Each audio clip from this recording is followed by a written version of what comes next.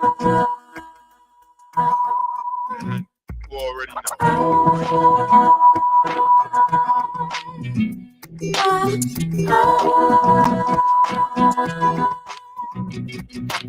Sometimes it's hard to explain how you feel when your troubles are weighing you down.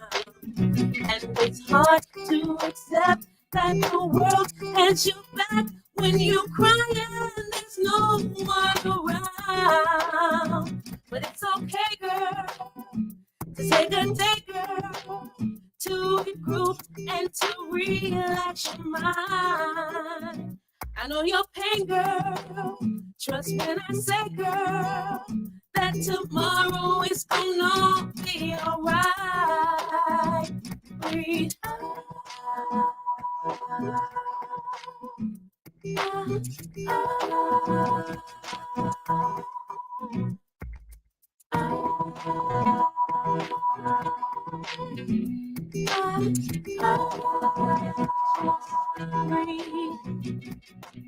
Nobody said it'd be easy. You're working hard to take care of your baby.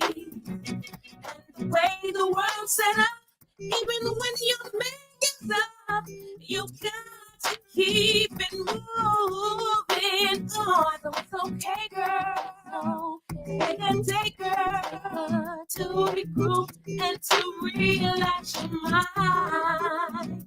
I know your pain, girl. Trust when I say, girl, that tomorrow is gonna be alright.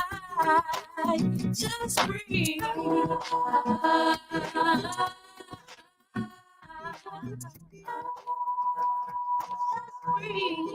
Just breathe. Troubles down. When you all the drama,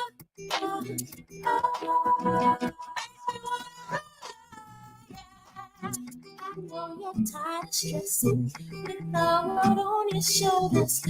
Breathe in, breathe out, let it go. I know you're tired of stressing. Oh, yeah.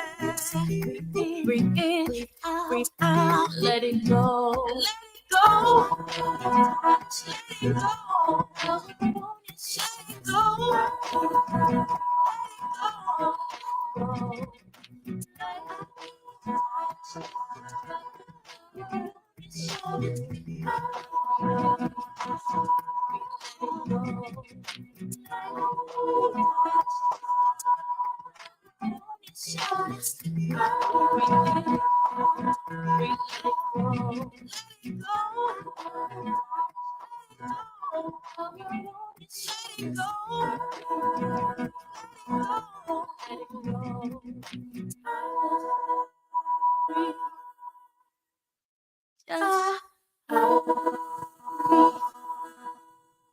Microphone check. 1 2 1 2. What up, family? It's your girl, JustPatrice. Live with JustPatriceBallRadio.com is officially in the building. I want to thank y'all for hanging out with me on this beautiful, beautiful solar eclipse Monday.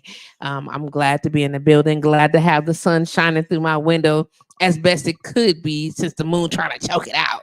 I'm just we out here having a good time. Y'all already know how we do every Monday. It's welcome to Monday. You know what I'm saying? We hanging out. Of course, I got my boy D-Rock going on in the background. Shout out to him and the crew for putting on this amazing show. If you don't know what I'm talking about, go to Tubi, search Don't Ban Me, and it'll come up.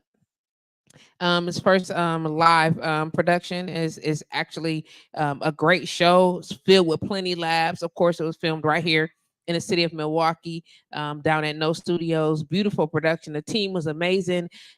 We got our all our film credits. We all excited. You get what I'm saying? Your girl got her executive producer credits up in a piece. You understand what I'm saying? So it's official.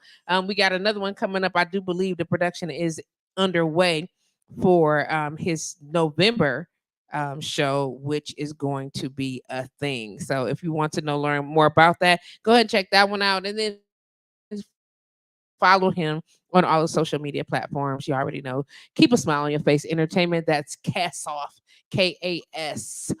Oh, keep a smile on your face. Get it? KASOYF.com. And check them out. It's great things.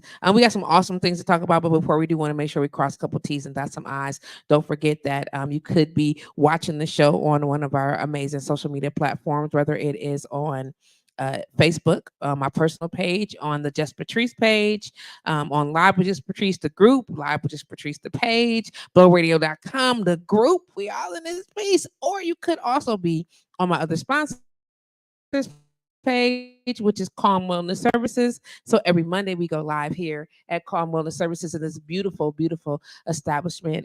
We are now in the multi-purpose room in my beautiful favorite swing right here. See it? It's so nice. It's so comfortable. But if you want to know more about calmness and Calm Wellness Services, considering that April is Stress Awareness Month, and we be on deck about that. If you're trying to figure out how to manage your stress, how to get a hold of some of the raves and tensions in your body, and as we get older, your blood pressure, your cholesterol, just your mental health and as a whole, make sure you go visit our website, which is Wellcalm, like welcome, wellcalm.com, WELKALM, like WELCOME would be welcome, but Wellcalm, WELKALM.com to learn a bit more, or you can just inbox me, send me an email, give me a call. I got you. I'm gonna hook you up. Make sure you're straight. If you are on Instagram, that would be great. Hey guys, on Instagram. I know my Instagram trying to be like, does she be live? She live sometimes. Shout out to I am Inferno Low. How you doing, love? Glad to have you join the conversation over on IG. And listen, of course, I'm gonna say this. I know y'all like, why we gotta go to all these different places? Because eventually I won't be on these other platforms, and YouTube is the play to go. So I'm just trying to tell you right now. The channel is there. The link is there. It's in the link, the description here. Go and subscribe, like the channel. It'd be great. It's a lot of good stuff on there. I think I'm gonna link the headboard conversations to my I am Just Patrice too, so you can kind of get a little bit of both. So this is all of the stuff that I do. So I'm gonna introduce the Bartender's Lounge here. You can also get Live with Just Patrice here. You can do the Goody Turnaw. Everything that I'm involved with should be on this particular station, but they all have their own perspective spaces as well. But as we get ready, sir, that is so aggressive. We talked about this. Come here, Chase. Come here. Come here, baby. Come here. I thought we talked about this. Come right here. Go ahead. Good boy. Yeah, because mommy loves you to pieces. How about it?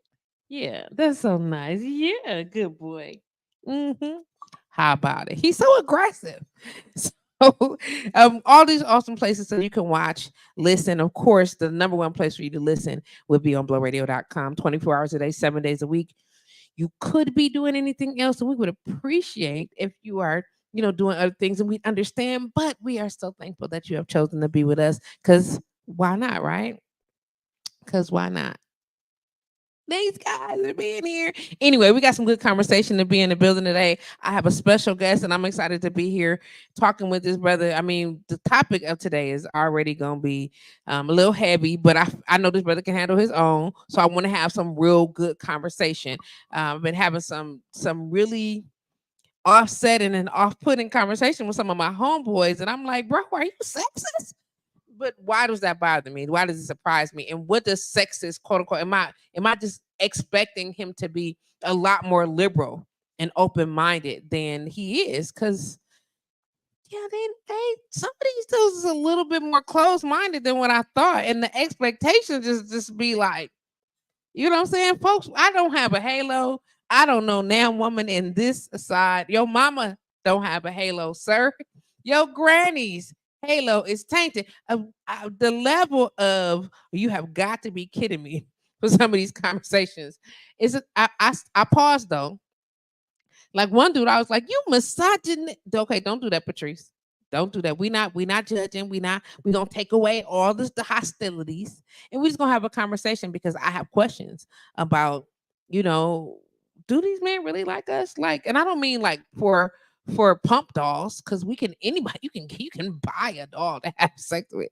You know what I'm saying? But what is it that what service do we purpose do we serve in each other's relationship, other each other's lives? Like, are we genuinely finding space to build with one another? Are we officially finding opportunities to be respectful of one another and to engage? Like, are we setting unrealistic expectations for what we're capable of doing as shit as people? Like a regular old person, like, don't do this, don't have this, don't do this, you can't do this, but got all the skills in one, but you got to be cold. Cold at what? Cold, I don't have no practice, fam. I don't got no practice. Okay, let me put myself back.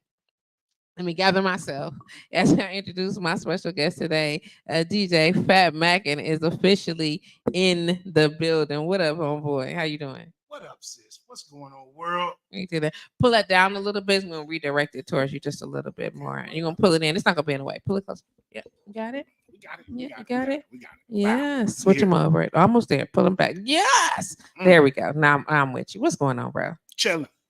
Listen. I'm just gonna be honest. Bro. I don't think y'all like us. Okay. I'm trying not to say that that's not it. But I don't think they like us, yo. And I say us collectively because I can't deny I'm a woman. I am. You get what I'm saying? But I don't think they like us. Like, seriously, dudes is out here giving us, they making life hard. It's like, how am I supposed to do all these things? Like, I'm a whole regular person. I have needs, I have desires, I have expectations, I fail. Sometimes I mess up. Right. You know what I'm saying? But the moment if we walk outside of that line of perfection, it's like, fuck you. And house you roll in, you kiss rocks. Okay, I'm exaggerating, but you kind of get where I'm going. Right. You get what I'm saying? So before we go into detail, what is your take on women? Like, how do you feel about us? Like, just generally. Before you get me in trouble, I'm gonna say what's up to my wife. Hey, Right away. girl. Hey, wife. I love women, but I love one woman in particular. Oh yeah, for sure. Women as a whole, I mean, there's different smells, there's different size, shapes, touches, textures, energy that you get from all of that. But I mean, overall, I feel like I have a healthy love for women. Some of the things I've been through in my life you would probably be like, you're a little angry at women. But overall, I love women. One in particular, I'm gonna say that again. Yeah, we being clear about that. We are definitely very clear about that. We're not talking about, he out here in these streets because he not. Okay, he got his loyalties in place. But I want to talk, bro, because you said something very interesting. Go ahead. Okay, you had said that some of the experiences that you had would make somebody believe that you might not. Right. Have the best perception of who we are, as the outstandingly amazing and fantabulous beings that we are in this life. What has happened, sir? I know that was big. I know it was. There's a lot of adjectives. Oh, it was. Okay, look, I want y'all to know that the eclipse is going down right now. You see the light is changing, right? I just want you to know that. It is. It's getting dark a little bit. It is definitely an overcast coming. It's going down. For sure. Let's talk about that. Like, what happened? Who did it? I mean, different relationships you've been in, different situationships you've been in. But really, I feel like the love that you have for a woman naturally comes from your mother. Okay. Like the relationship that you have with your mother, the relationships that you have with your sisters. You kind of learn what you do and what you don't like about the other species. Really? Yes. There's things that we in the same species, sir. I mean, we a whole different animal. I mean, yeah. Listen, the reason I'm okay, so you might feel like I'm nitpicking some of your words. Not at all. Break it down. Let's go. But I might be. Okay. But only because I just want to raise awareness of how casually we dismiss one another. You know what I'm saying? And not that you did just in this moment, but the way that we subconsciously or unconsciously think of one another. You get what I'm saying? And the things that we say and the things that we do. Again, I'm not saying that you that dude, but we're gonna talk about them like we know him. We know him. Okay, we definitely know this dude. Okay, we know. I know him.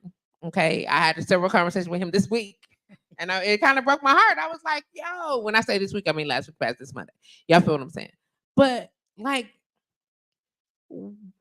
okay, so the relationship you have with your mother, Right. not you specifically, but the relationship that men have with their mother, inadvertently has this effect on how we see and what we do, and you know what I'm saying, Right. how you see us. Mhm. At what point, though, and I know this is superhuman expectation, judge each one accordingly. That everybody can get it, like everybody, we can all get it. Yeah, like I said, there's different tastes and variations and things like that that are smooth, but as the women being, you kind of be like, as a general, y'all bitches be tripping. Come on with it. Yeah, y'all do. I'm listening. Y'all I'm do. listening. General, as a overall, we be tripping. Is what Y'all you're saying. tripping. So are we talking about? Can we just break this down in an age group though? You could. I'm just saying because I don't want to be held accountable for some 20-year-old bum. G. You're right. That ain't even fair. Like she 20, she don't even know shit, yo. Yeah, but is it not the same as a OG being looked at like? From we do not put the mirror up. We is not talking about us right now. Wait, no, listen. Is it not the same as saying to the OG, you're at fault because you didn't teach the one that came behind you? I feel you on that. So if you was mad at her mama for not teaching her, I ain't tripping on that. You know what I'm saying? So you meet the little young tenor, she out, whatever the case may be, and you be like, "Ooh, bitch, you a bum." I get it. And you mad because she a bum. Be mad at her mama, her grandmama, her auntie, even her older sister. But the next woman you run up on, she could get it because OG, she a bum. You follow what I'm saying, though? Not so much she could get it, but when I say she could get it, I mean that she get that smoke. She get the smoke too. Yeah, she get the smoke. But as a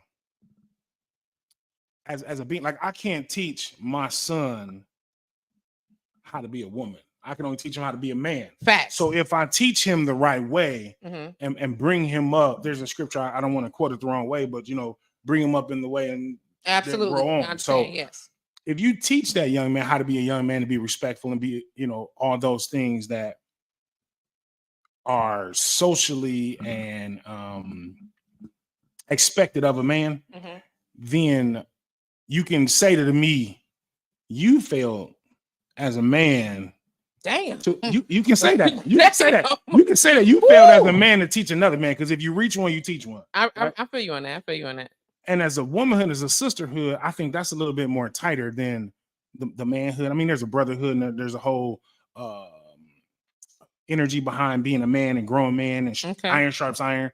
But the woman being a woman and teaching little girls how to be a woman, that's kind of on y'all. That's on the OGs. I agree 110%. And I agree. So if my niece is out here being Bama Phi Bama, thotting herself to life, right. You know what I'm saying? Right. Tearing up the streets. Not only is my sister accountable for that, right? So am I, right? My mom, my grandma, like absolutely, right? You get what I'm saying?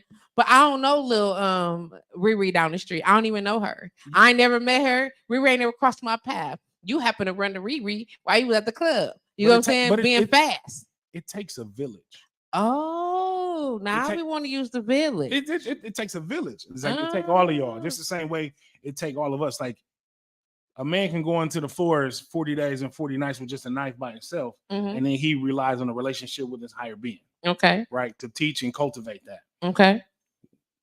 Women, where's your 40 days and 40 nights in the forest with a knife? You don't have that. So you have to lean on the other women to help culture and cultivate. What happened to the schools where they taught you how to eat and sit? And what's the name of the school that they had? You teach them how to be a little lady. Like, oh, you talking about etiquette? Yeah, class. Etiquette school, etiquette classes. Plenty of them available. Right, they are. But do we utilize those resources? Some of them, that's why they're still out here. Some of them, but a lot of them they ain't closed. But a lot of women and a lot of dudes, let me just say, a lot of people are growing up. No, you giving the right a lot of women. We talking about these chicks that's Yeah. getting it and why they deserve to be. So it's okay. No offenses here, sir. A lot of people Okay. grow up Uh-huh. on social media, or a lot of people grow up, especially in this day and age. Oh my God, we doing it right now. We teaching right now. Oh, look, I know it. I'm so excited about the sun because look, you changing. Oh, I'm gonna pop the drone up. I'm gonna throw it up. No, I'm sorry. I'm listening to you though. But it's we all fucked up as a people, but I can't teach a woman how to be a woman. Exactly. I can only give you my expectations or my ideals. Okay, let's unpack that part. Right. I can only give you that part from me. Right. So how well do you think these men are communicating what it is they desire or require in the behavior of women they would consider not just a humping pillow? Poor communication. Poor and I say that I speak from my own experiences, because I was that guy for many years who did not communicate. If I didn't like something, if it didn't go my way, or if I didn't want to talk about it, I just want to talk about it. I shut down or move around. That's the wrong way to go about it. I just got sad in my spirit because so do me a favor, slide your video back just a little bit. Switch angles. Give me a little bit of There we go. Okay, that's sufficient. Back. Thank you. I feel some kind of way that you said that. I do a little bit. Not I'm trying not to be personally offended by any of this. I'm just taking it all in because it's a good lesson on the table. But I feel like if you're not telling me, you meaning men, me meaning woman, and I only see based on your behavior, like a lot of dudes, and I recently have been doing some study, like a lot of dudes don't even like this BBL shit. Right. You get what I'm saying? And these perfect breasts or all the shit that come along with. A lot of dudes don't even like, I just want a natural body, is what they say. You get what I'm saying? But before the change happened, before this became attainable for women, because at one point in time, we know supply and demand increased, change the price. Right. Of course. So now anybody can get a BBL, anybody can get a liposuction or whatever. They is sucking and pulling and training these bodies to death. Right. Do you hear me? Anybody can get that. But what I'm saying is, how do we then transfer or change that communication status to, I get where we're going, but we don't really like that. Like, I know it's fun and games. It's like having a toy, a doll. You get what I'm saying? But that's not who I want my wife to be, or that's not who and it don't matter if I want that, because the truth of the matter is, we all know that some women are here for the fun too, but the majority of us are looking for a relationship. Okay. You get what I'm saying? Quality relationship. Right. You get what I'm saying? And whether we're prepared for it or not. That's just what we're taught. It's innate, literally, in our DNA. Relationship, long-term family, build connection, be available. You get what I'm saying? That's just a part of our DNA.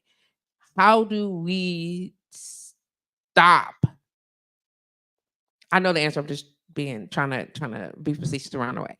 How do we stop the overall, like, now they got these, now we are wearing these lashes and these additional hair pieces that are extremely creative. Okay. To say the least. To say the least.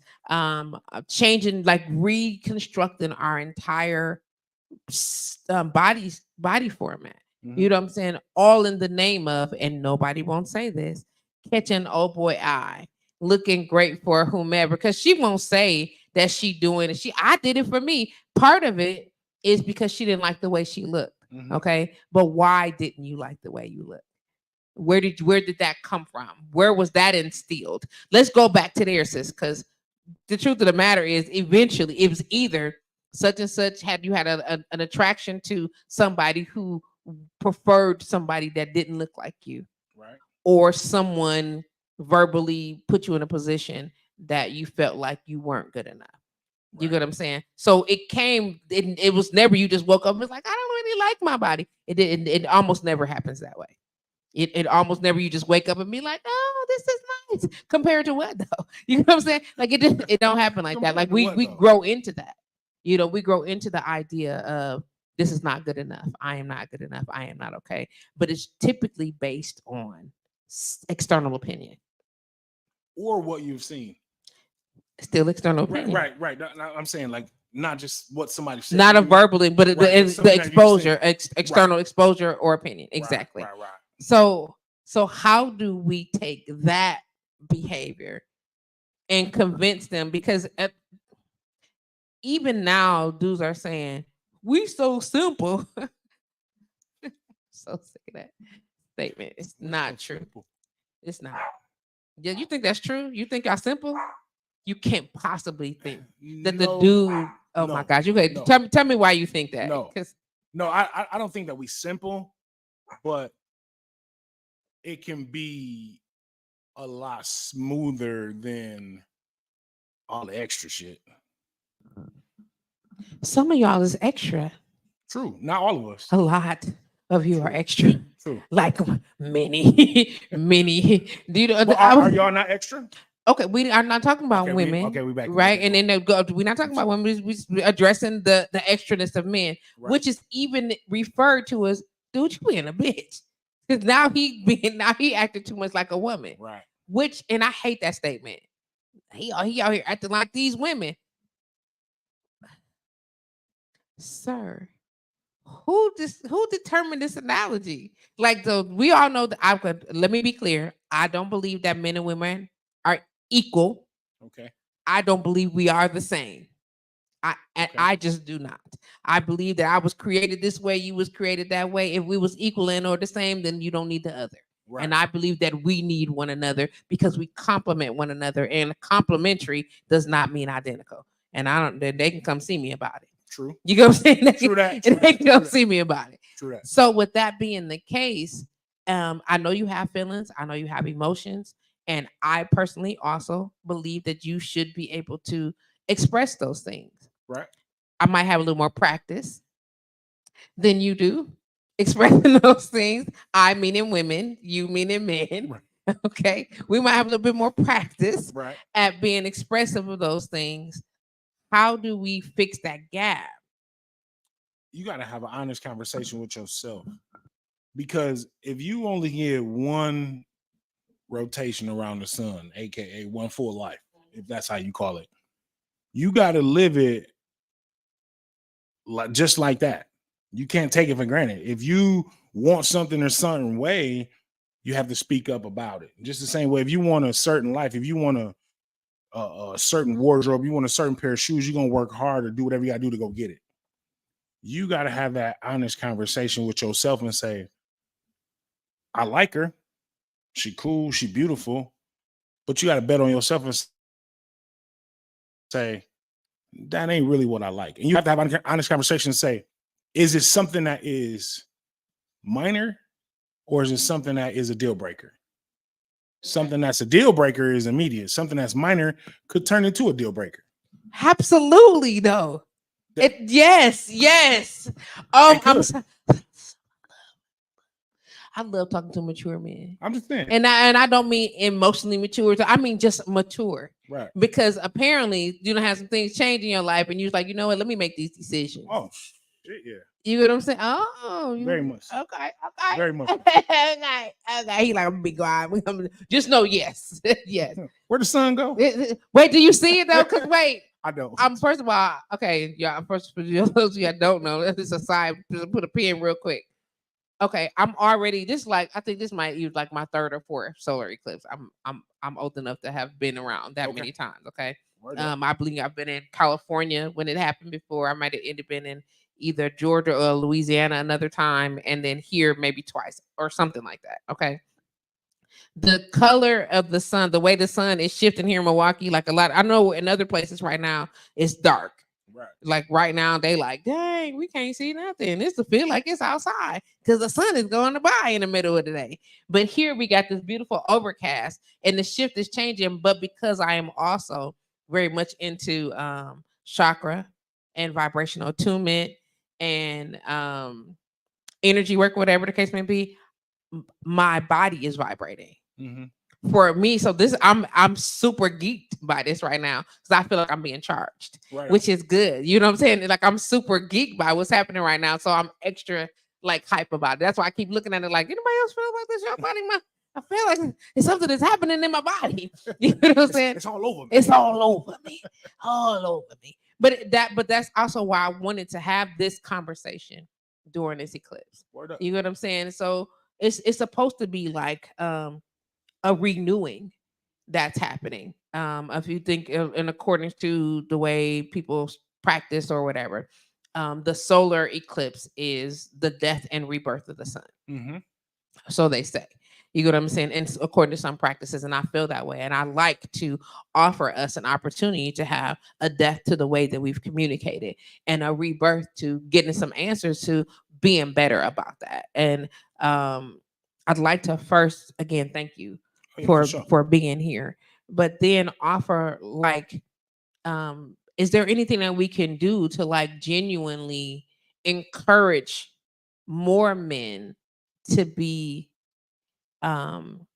open about the expectation to not holding the right now women that in his life, his 30, 40, 50-year-old women that he's encountering, responsible for the drama that he ran into with this 20-year-old little girl.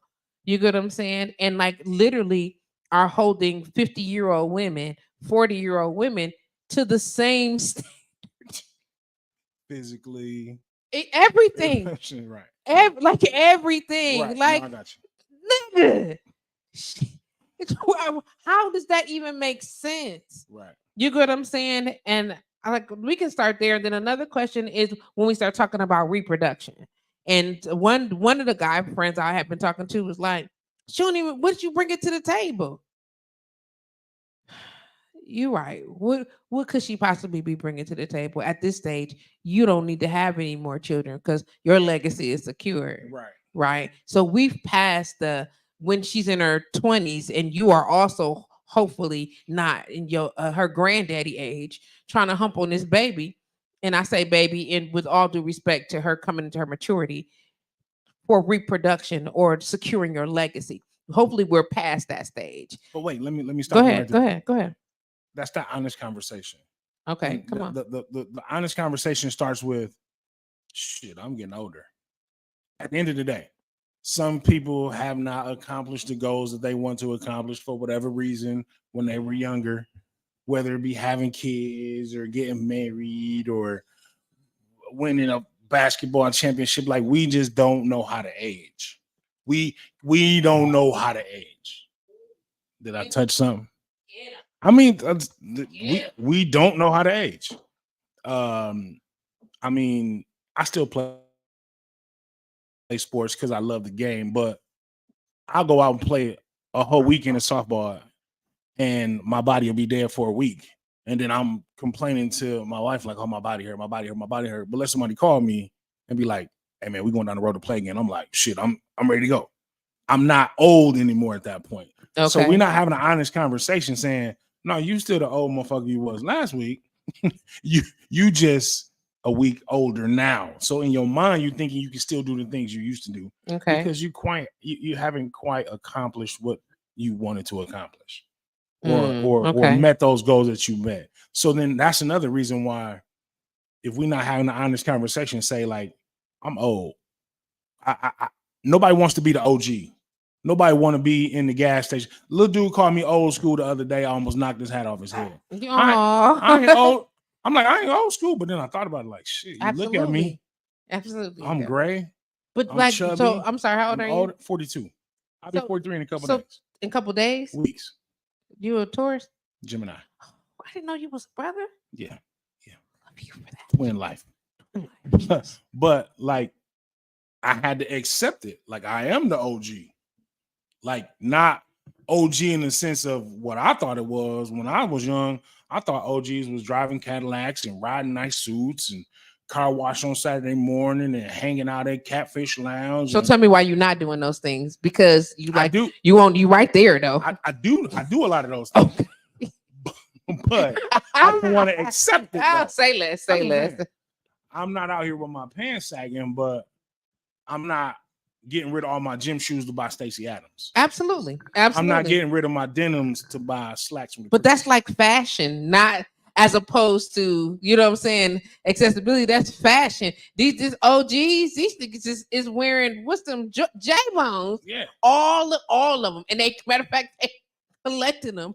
Because we refuse to get old. So you think that when you get older, like you will stop collecting? No, you just have to have an honest conversation. Say there's a time and place for my Jordans, but really, I got bad feet.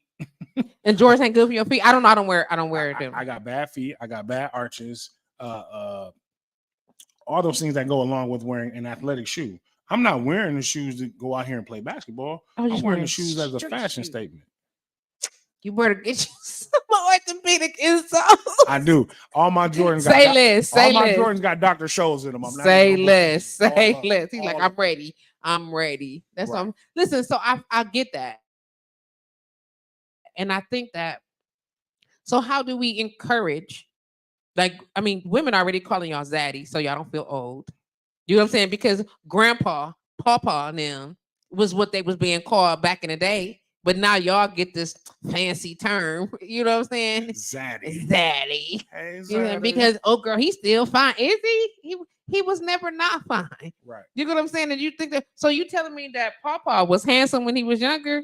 Sir, ma'am, he still looked the same way he did when he was younger. That was just the quality of men that was available for Mama and them. You know what I'm saying? For Medea and them. But Medea and them gave birth to these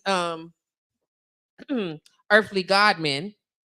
Okay, I'm gonna call it what it is. It's some beautiful compilation of sales running around this city. Well, across the country. You know what I'm saying? Like in this generation though, like y'all are handsome, y'all are better taken care of physically than y'all groomed differently than your grandfathers did and things like that or whatever. And because that's because more is available. You know what I'm saying? Because as a culture, as a community, as a people, and I don't mean just black, I mean as a people, as a species, we know more. Right. So we know that if you do these things, that you can take care. Your kids gonna look like babies, the ones that's not cracked out. And when I say cracked out, I mean meth out. Right. Or whatever it is that they take in these days. You know what I'm saying? They'll be licking bricks and fences. Be like, what they just the new thing, motherfuckers, licking fences. I'm just saying we don't really know what they doing. You know what I'm saying? They like this what come in the yard, these niggas is picking out the second seed of the third level of the soil because it's got a certain nitrate in this bitch. Right. And that's what they getting high on. Listen, whatever it is. Y'all looking good. You know what I'm saying? You're more casual, more professional, even in the boardroom. Right. You know what I'm saying? It's CEOs showing up just like this, caps and tees, like, and then I can still make this decision. Right. You know what I'm saying? So how do we take that mindset and offer encouragement and acceptance to men so that you can be comfortable being Pawpaw, zaddy, old school, you know what I'm saying, and not feel deteriorated because of it? You have to have, like I say, it's an honest conversation. You have to accept that you're getting older, and then women also have to accept that you're getting older. Okay. He looked a little bit older. He might be out of shape, or he might be gray in the face, but the days of tall, dark, and handsome, I'm still tall, I'm still dark, and I'm still handsome. I'm just aged a little bit. Right. And so I move differently. I move a little bit differently. So there's a conversation that has to be had on the other side to say, yeah, he's older and he's zaddy, but he's still a piece. Okay. He's still a trophy. Okay. And that's, you all have to have that conversation, but we have to accept it first within ourselves. So the line in that where I'm going is, so accepting that you're getting older, right? Accepting that, everything don't move like it used to, but it still moved though. Right. You know what I'm saying? how can we, and I guess I just answered my own question, but I'm gonna say it anyway. How can we get you to look at us the same way with the same amount of grace that you are needing, not just expecting, like you need it? But again, it's that honest conversation. You got to look at, that older woman and be like, yeah, them titties done dropped a little bit. Mm-hmm. Your fupa got a little bit bigger, but you still the same beautiful person that I met and I was with 25 years ago. That's an honest conversation. Okay. We have to get off of the surface and get to the soul. So now we're talking about at this stage in our life, we're talking about how this physical appearance, we already know, we talk about this for years, it's gonna fade eventually. Yeah. I get that. But why is there so much disdain for us in that space? It's not so much disdain, but like I say, nobody wants to grow up. Nobody wants to be the OG. Nobody wants to go home to the wife who got her hair pulled back and she in comfy clothes, but you living in a beautiful house. Mm-hmm. All your bills are paid. Your children are raised. Like, nobody wants to go home and just be bored. So they feel like you got to have a younger chick or running around chasing the chick with the BBLs and the fake lashes and all that. That you don't even like. That you don't even like. This. But again, trading in your J's for Stacy's. Okay. You gotta be honest. You gotta be honest. And I'll be the first one to tell you, I used to be, in my younger days, one of those dudes that I was like, she had to be this, she had to be that, she had to be this, she had to be that. And then I had to have a conversation with myself like, nigga, you ain't that. That's a real conversation. Like, if you look at me now on this screen and look at pictures when I was coming out of high school, on my way to college, playing semi-pro football, you'd be like, damn, he looked different. But I'm the same person. Who are your pictures right now? It ain't none of those pictures on there. Where they at? It ain't, I ain't got no high school pictures on there. I might have a few, but that was before social media. Who like, where they at? Swipe up. But like, that's just real. Like, I'm not the same person physically. My wife just told me this morning, she was like, oh my God, you losing weight. And I looked at the scale like, them ain't numbers that I like. I need to be losing weight. Okay. You know what I'm saying? I need to be going down. She like, you wasting away to nothing. You need to eat.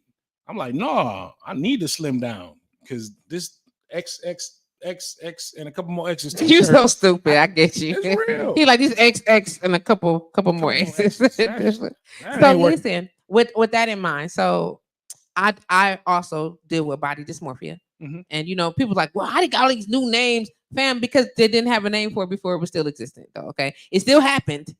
They just now they put a tag on this shit: sexist, misogynistic, all the things that come along with body dysmorphia. They labeled it so that we can communicate about it. Mm-hmm. You know what I'm saying? So all to say, so this morning I go down to get my eyes examined. Okay, I'm excited about getting these new glasses, which are now for whatever reason starting to tint. Do you see them? My tint kicking in. Come on now. Oh, them the new joints? No, they not new. This they tinting though. Come on, son. Okay. Make it happen. Here we go. That tingling again. It is. I'm tingling. I'm tingling. I haven't stopped tingling. I need to. I'm excited about that. But so I go down to Hirschloff on East Silver Spring. Yeah. So I'm there and they're not open. They're running late, whatever the case may be. So I'm forced to stand outside, which I don't mind because it's beautiful, and walk past all these big windows, like picture windows, which means there are self-reflections there. Mm-hmm. So now I'm forced to look at myself. I'm like, bitch, the fuck are these people? Whatever. And I keep turning my back. Now, if I turn my back to the street, then the people on the street can look at me from the back. And I turn my back to, what do I do? How do I get out of this position? I'm literally having this anxiety attack this morning. Bullshit, you not. 10-11 down on Silver Spring. I'm losing my shit on Silver Spring. Like, God damn it. And then I took a deep breath and I looked again and was like, hold on a second. You know what I'm saying? Like, and I looked again, I was like, okay, your thighs are really large. You know what I'm saying? Like look at myself, whatever. I was like, however, I'm just so terrible. I'm going to tell y'all how I be looking at myself. Whatever. I feel like a ball. Okay, like a ball. Like I'm completely round. Okay. So I miss all of my curves. I miss all of the things or whatever the case. I never see any of those things. All I see is this big old blob. Okay, which is not a good thing to say about yourself. I know that, but when I look in the mirror, I be like, I don't. I still look around and see whatever because I'm displeased, especially over the last, I don't know, year and a half where I've gained all this weight back with my stress, with everything I've been dealing with, and I allow my eating anxiety to kick back in. So the weight that I had lost, now I really can't see everything, and so now I look like a to me. But I was looking in the window and I was like,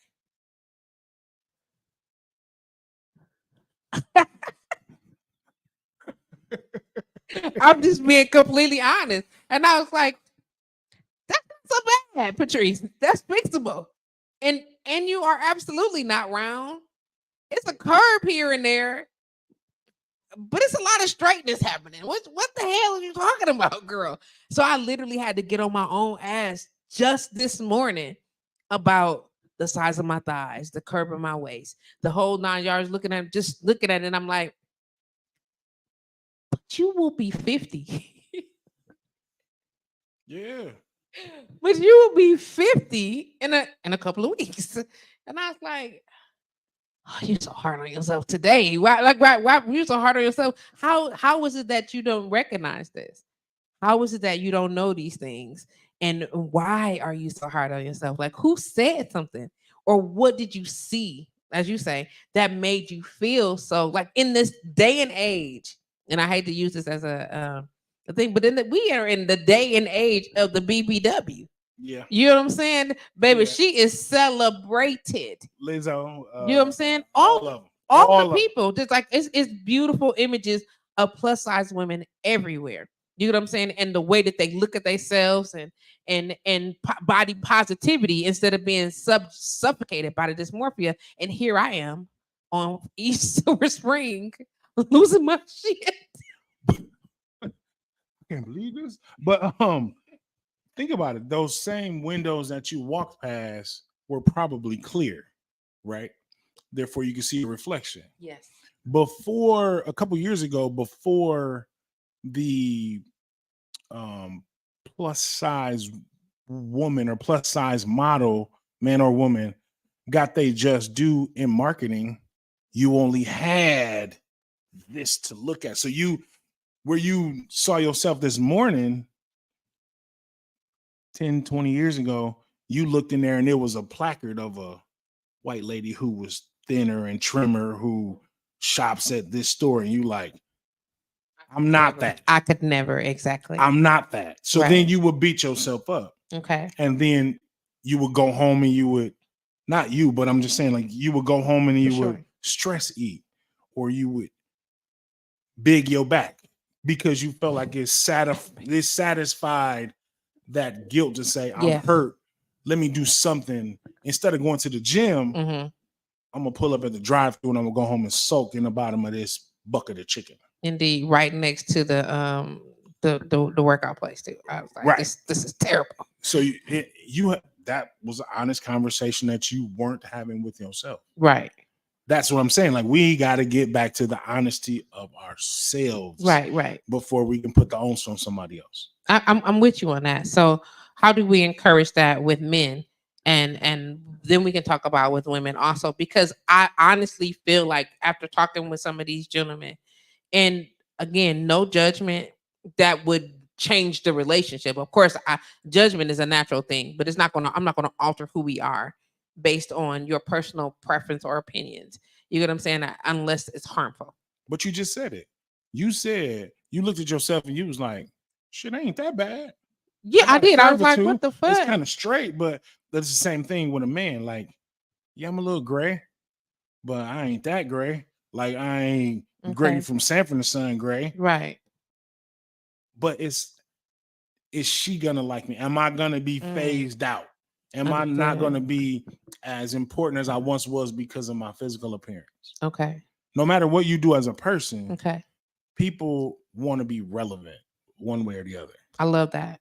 And I love that language. I don't think I've heard it that way. Just the relevance of it. I Mhm. want to be relevant, not just to me. Like, you know what I'm saying? I want to be To relevant society, to to everybody, society, my friends, all to that. everybody. I want to be relevant, and that's not being lost in quote unquote acceptance of other people, or having to be labeled and only liked by other people, and how these people's opinion are the way that I live. It's not that. It's just I'm here. I'm in society, and again, as a believer that like I exist to coexist. Like I believe that wholeheartedly. You know what I mean? This is how and why we're here together. Like, you need me, I need you as a people. You know what I mean? And how do I get through that without accepting the fact that if you see me, you meaning you as a person as a whole, not you individually. I hate to have to keep going back, but y'all know we're talking in general, y'all. God damn. You know what I'm saying? But to understand that you accept me too. You know what I'm saying? And that you are not disgusted or offended by, you know what I'm saying, the way that I look, just my appearance. Now, behavior is a whole other situation. You get what I'm saying? But like I said, I'll be 50 in a couple of weeks. I don't have a 20-year-old body, and it's some 50-year-olds that's in really good shape, and I'm telling their bodies is like the 30-year-old.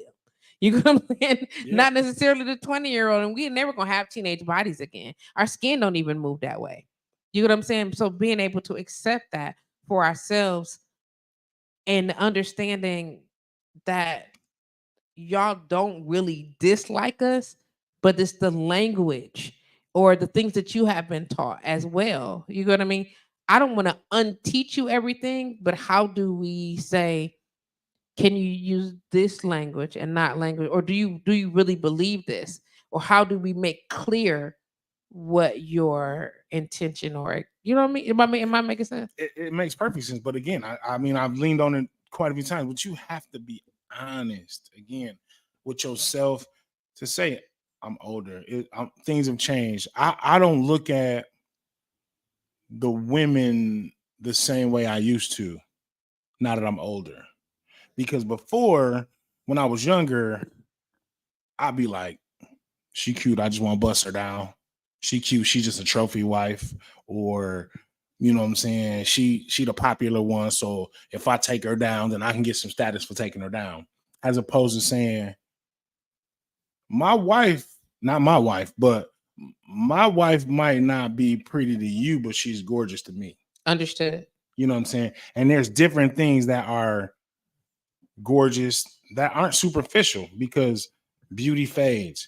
You could get into a horrific car accident and have a and have a scar on your face or something like that. So now you're not as pretty as you once were in high school, but that doesn't mean that you're not a beautiful person on the inside. Okay. That's real. And that's the honest thing about it. Like, if you look at some of the girls that I've dated or objectified, if you will, back in the days versus my wife right now, you might be like, I would have never saw him driving that Ferrari when he once drove this Ferrari. Understood. But the Ferrari that I once drove Mhm. was a lemon.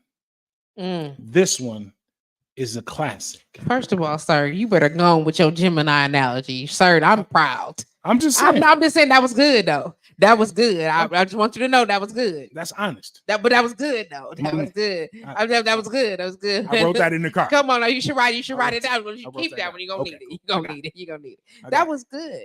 You know what I'm saying? To be able to understand that it's not like the quality of car. I mean, it's not that the kind of car is still this valuable car. All the cars have this valuable is this value. However, some are just in better shape than others. Right. And not necessarily because of the external of it, but the quality of what is happening under the hood. Definitely. You better come on. You can buy a car that looks good on the outside. That's got 175,000 miles on it. Is that a lot? That's a lot. Let's just say you bought a 2016. Okay. With 180,000 miles on it. Okay. You can buy the same 2016 with 46,000 miles on it. Okay. And you're like, yeah, it got a couple dings on the door, but that engine gonna run forever. Okay. I got 100,000+ miles on it. Where this one looks beautiful, but it's been ran through. Is that like the Sleep Number concept? Hmm. Is that like a reference in just like the quality of the person, or are we talking like sleep number?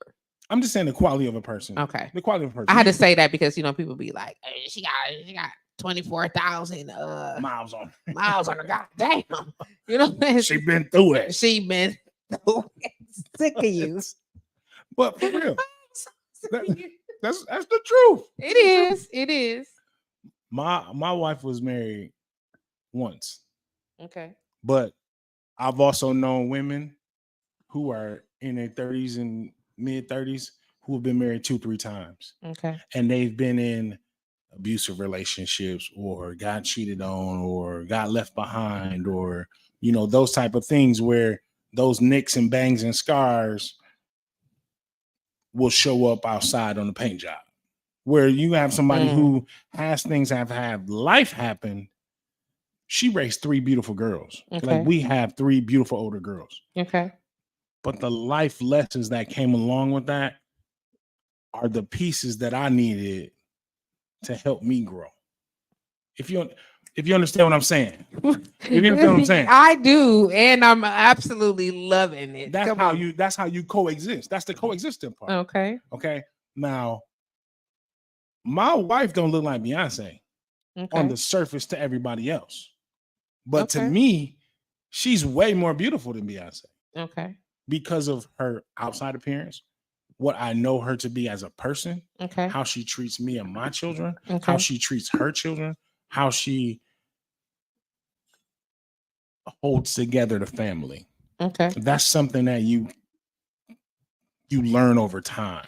I'm glad to hear you say that. That's something that you learn over time, and not just about her, but about you. Yeah. Understanding that these are the things that you value, right? So how do we tap into that for understanding? And I hope ladies and gentlemen, I hope that y'all are listening. And we're talking, and we know that we're not talking in representation of all the people. Right. You know what I'm saying? We're having some conversation and hoping to bring forth some just clarity in the mindset, you know what I mean? Of just the relationship of people and understanding the value of whether she wife material in your mind and what that looks like to you when you learn what it is that you value. You know what I'm saying? You as the individual, what you need. You know what I'm saying? It's not okay to, it's never okay to just rip a person apart emotionally, physically, spiritually, none of that, whatever. But you want to be able to offer like the truth, like you said, clarity, truth in self. So what do I really want here? Mm-hmm. You know what I'm saying? What do I really want here? Am I okay with just being physically intimate with her and then sending her on the way? Can I be honest enough with her to say that? Whatever. And there's another guy that was saying on the social media that I'm not mentioned earlier. What do you bring to the table?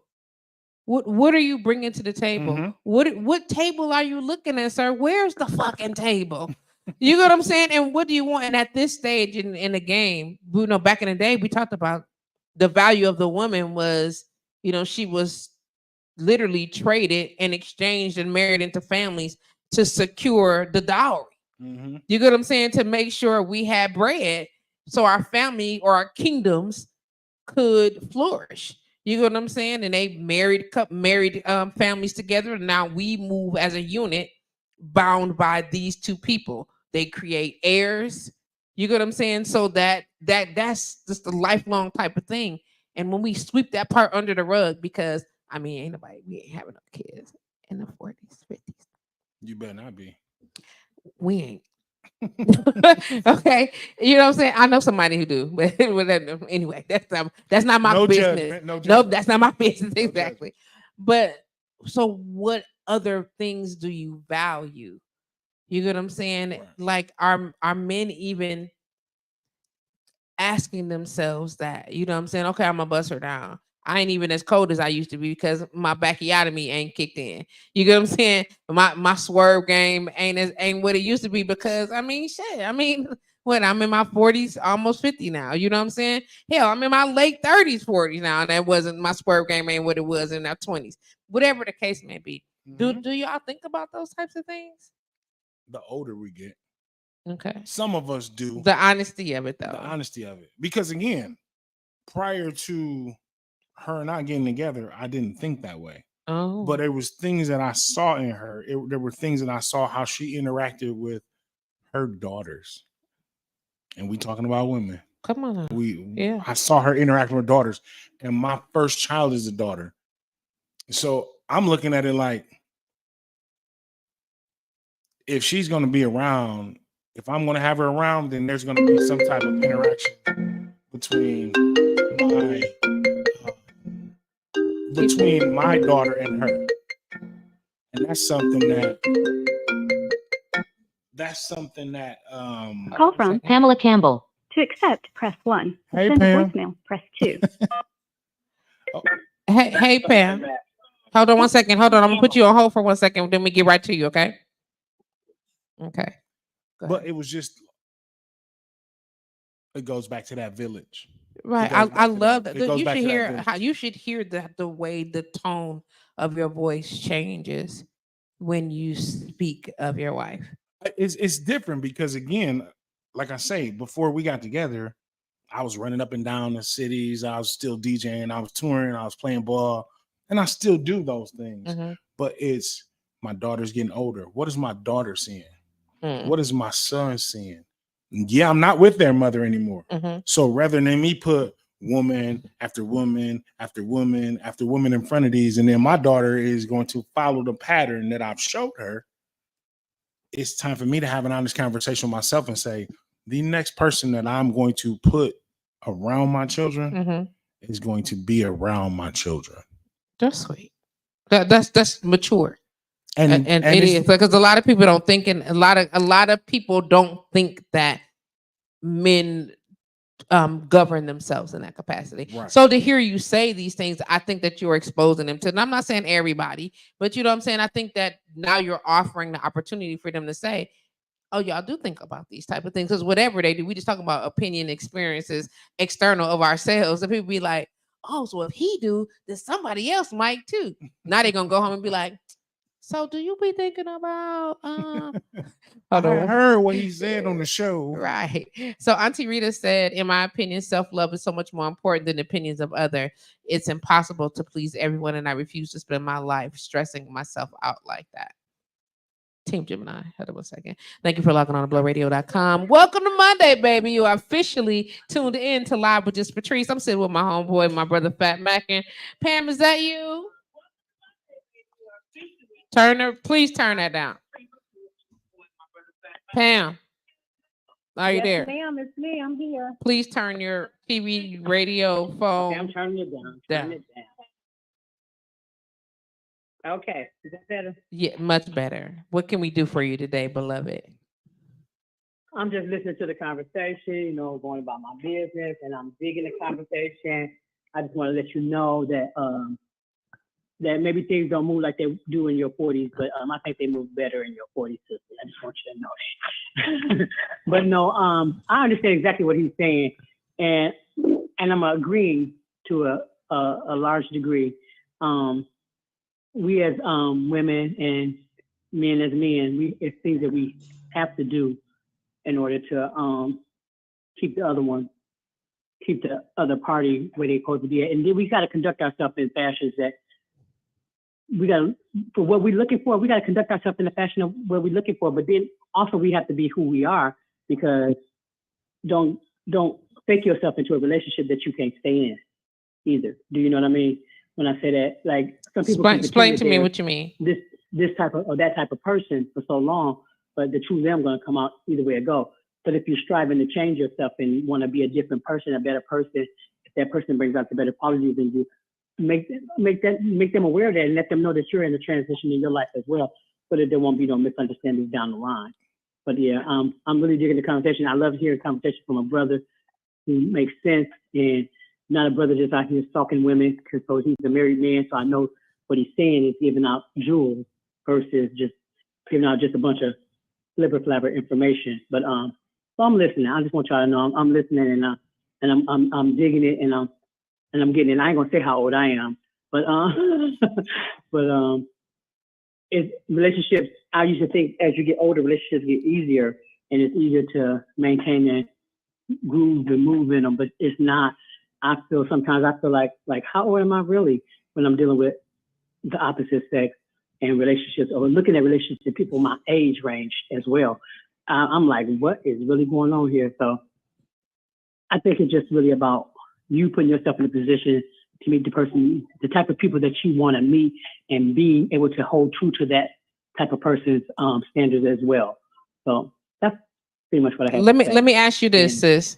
In an overall concept or understanding of who we are, do you think or how do you feel as a woman that men don't like us? Now, I'm gonna be honest with you. I think a lot of men don't like women, and I'm not saying like that. They like the idea of a woman, but once even that idea of a woman, because I know a lot of men in situations I've been in. When they just my friend, my homie, my buddy, somebody I just hang around with, and maybe in a group, girl, you keep it real. I love how you are.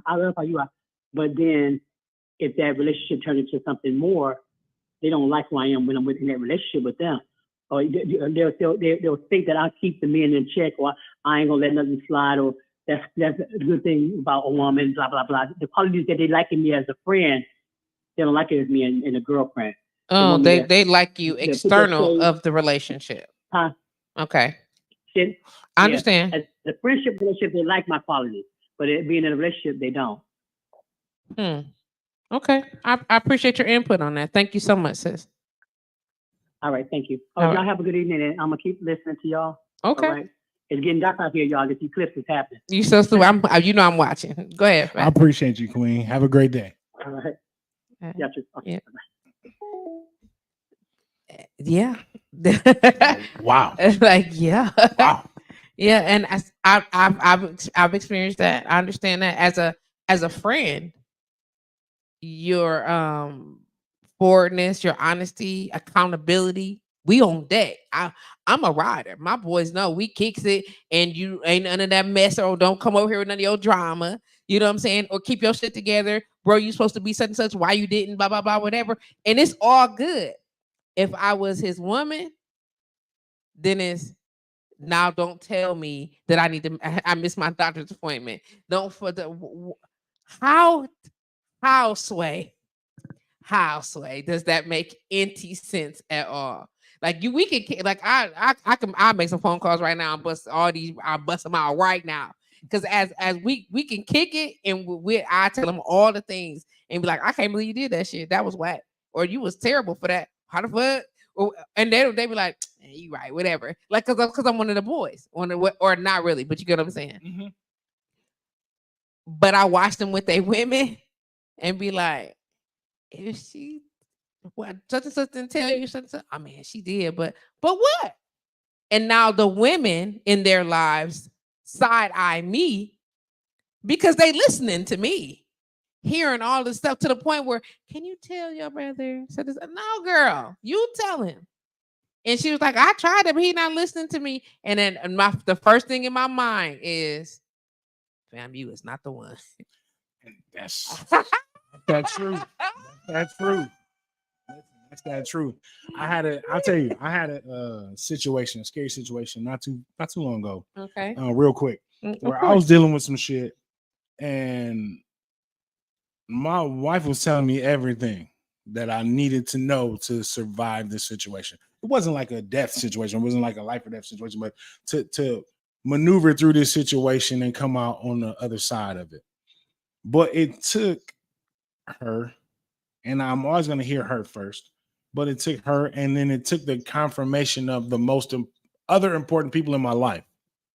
My sister, my aunt, those people who are all saying the same thing for it to sink in.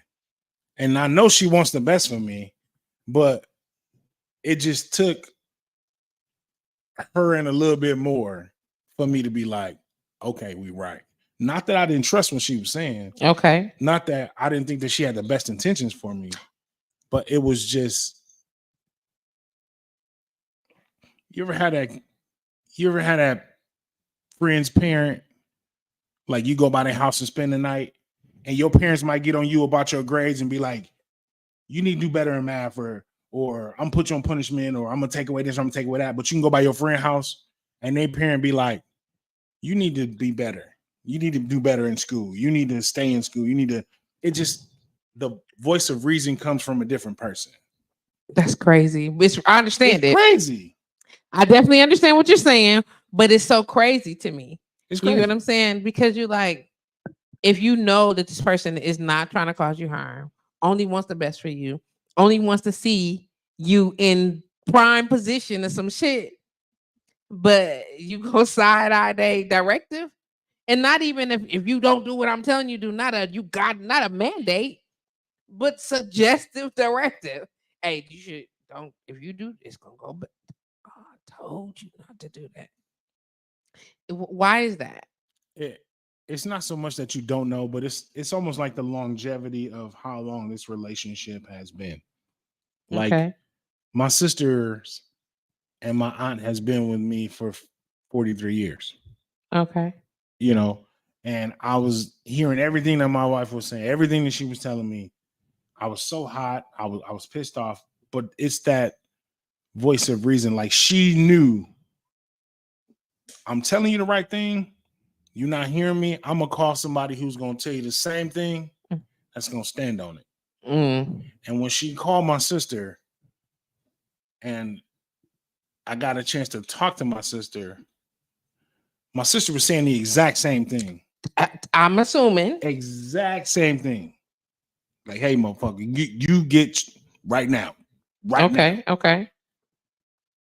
And it was the same directive, the same energy, the same urgency to solve the equation. But it was just came from my bigger sister, which is weird. So is it a respect thing? It's not respect at all. It's I don't even know how to explain it. Okay.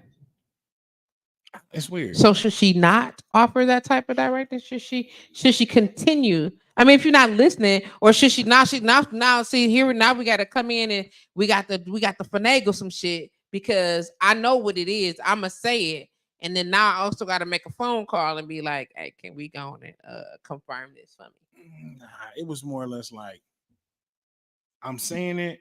I know you hear me, but I'm gonna say it. I'm gonna call somebody who you can't. I'm gonna call somebody that you have to listen to. Hold on, partner. I'm trying to get clarity on that. It's weird. Like, okay, so you have to listen to your sister, you have to listen to your mom, but you don't have to listen to your wife. No, that's absolutely the wrong thing. But if you're not gonna hear me, if you're not gonna listen to what I'm saying, I'm gonna call somebody who I know got a direct line to you, that like Jesus on the main line. So now she got to do double the work to get you to get on that. And because she doesn't mind have to. She doesn't have to. But she don't mind doing it because she care in a moment. Yeah. Hey, I'm gonna make sure. I need to make sure you get this. Yeah. If I gotta call reinforcements, then this is what it is. Then I gotta do that. Facebook user said it's ego. How do you feel about that? And it could be, but that's that honest conversation.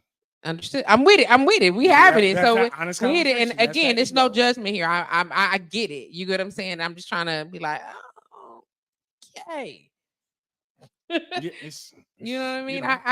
Cause I get it. You know what I mean? Like, guy friend was telling me, he was like, why are you giving me a hard time with this? I was like, I'm not. And he was like, but you are. I said, oh, you just want me to just blindly do that? And he was like, yeah. And I was like, okay, I'm gonna run that word back again. You want me to blindly do that? And he was like, oh, you heard it immediately. Oh, I heard it right away. You heard it immediately. It was in big letters. Exactly. Blindly. You want me to blindly do that? He was like, yeah. I'm like, why? He said, because I'm telling you to. Because you're telling me to, or because you suggest me to? And he was like, "Why are you so difficult?" I was like, "You feel like I'm difficult?" He was like, "Yeah." And I was like, "I'm gonna process it. I'll be back." It could be the Gemini in me. It very well could listen. Could be. It could very well because his response was, "I forgot you was a Gemini." But could it's be. not the Gemini in you. It could be. I mean, it's not just the Gemini in you. Like, this is not an uncommon thing. Mhm. You get what I'm saying? To be able to say that, and you got to side eye your man because you just told them the same thing, and they come in the house and be like, "Babe, so tell me blah blah blah." You know what I'm saying? My shoe was on the left foot or whatever. And she was like, "I told you that when you left the house." Didn't I just tell you that? And then Right. so you be like, "You might have." You know what I'm saying? You might have. You could be right. It could be facts. It could be facts. Right on. What do you suggest in a space like that? Like to build that type of trust, because when I think I'm asking that on the side, just taking this into account as far as marriage, relationships, the stability there or whatever, like the word blindly, I use that on purpose because as my spouse, I want to trust you blindly. You get what I'm saying? And when I say blindly, meaning I know you got it, so I don't got to worry about it. You get what I'm saying? Like, that's the whole point, in my personal opinion, of having a partner. Why I got to look at that? Why I got to worry about that? Why should I have to be concerned with? Not because you don't need a double check-in, like you don't need to have somebody double back on you. Be like, hey, you should double back on this, and just still give me a little confirmation on it. You know what I'm saying? Just spin a block for me one time. Let's just make sure we done crossed our T's and dot our I's. I feel like I missed a comma. You know what I'm saying? I get that. But how do we get there to that part? You get what I'm saying? And does it take, we talking about 45, 50 years of marriage to get to that type of comfortability with your significant other? So I know you got my back. We've been together all these years. Some people date 20 years, then be married 7 years in and still can't get that type of affirmation. It's not, I don't think it's ego. I don't think it's any of those things. I think it's like my sisters and I have been together, like I said, 43 years. There's not a situation that we can encounter today, with the exception of like the passing of our parents or something like that, that we have not gone through together. We've been down some rough waters together. We've been down some emotional hallways and things like that. Whereas her and I have, but not to the extent of what my sisters and I have been. And that's different. It's not right. It's not wrong. It's different. Okay. But the fact that she's able to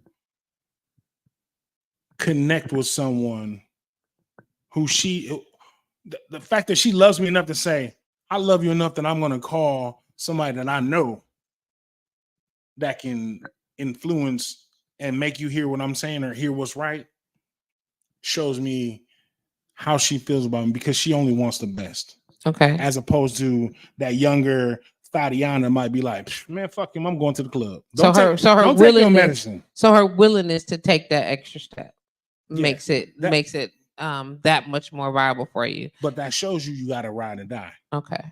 That those instances let you know 10 toes down. Okay. I understand. You know, and these are the things that you look for. Right. So wait, before you go. Go ahead. Back to what we was talking about before the show, mm-hmm. with what I just went through last week. For sure.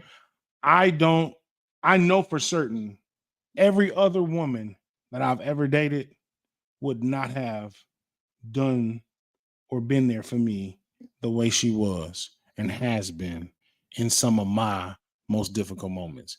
And those are the things that you look for as you mature. Those are the things you look for. Those are the jewels that you look for. Those are the characteristics that you look for when you say, I'm going to give her my last name and we're going to run this race together. I hear you. So are you, so my quote unquote devil's advocate to that is, we dating, we hanging out, we vibing, whatever the case may be. And unless LOD, life or death, with you. I don't have your loyalty. Not you per se. You get what I'm saying? We talking about dudes, like all these tests, all these like how much is too much to put a person through to denote loyalty, commitment. You get what I'm saying? And is the expectation of loyalty from women, I mean loyalty from women to men, like astronomical? Because I feel like y'all be like, and I need your firstborn and 2 toes from your grandmother. Nah, we just need a home. Okay, explain. Watch it. We just need a home. Talk to me. Because before her, I was in an apartment. Okay. All my life. Mm-hmm. Yeah, except for dorms and stuff like that. I was in an apartment. Mm-hmm. And it wasn't where I physically was at, but where I was mentally at. You can move out of an apartment, you can move out of a dorm, you can move out of all these other things. But when you find that home, it's not a location. Oh. It's not an address. It's a space. It's a piece. And it's PEACE, not PIECE. You just made my stomach hurt. Why? I'll tell you off air. Okay. I will tell you off air. It's not a bad thing.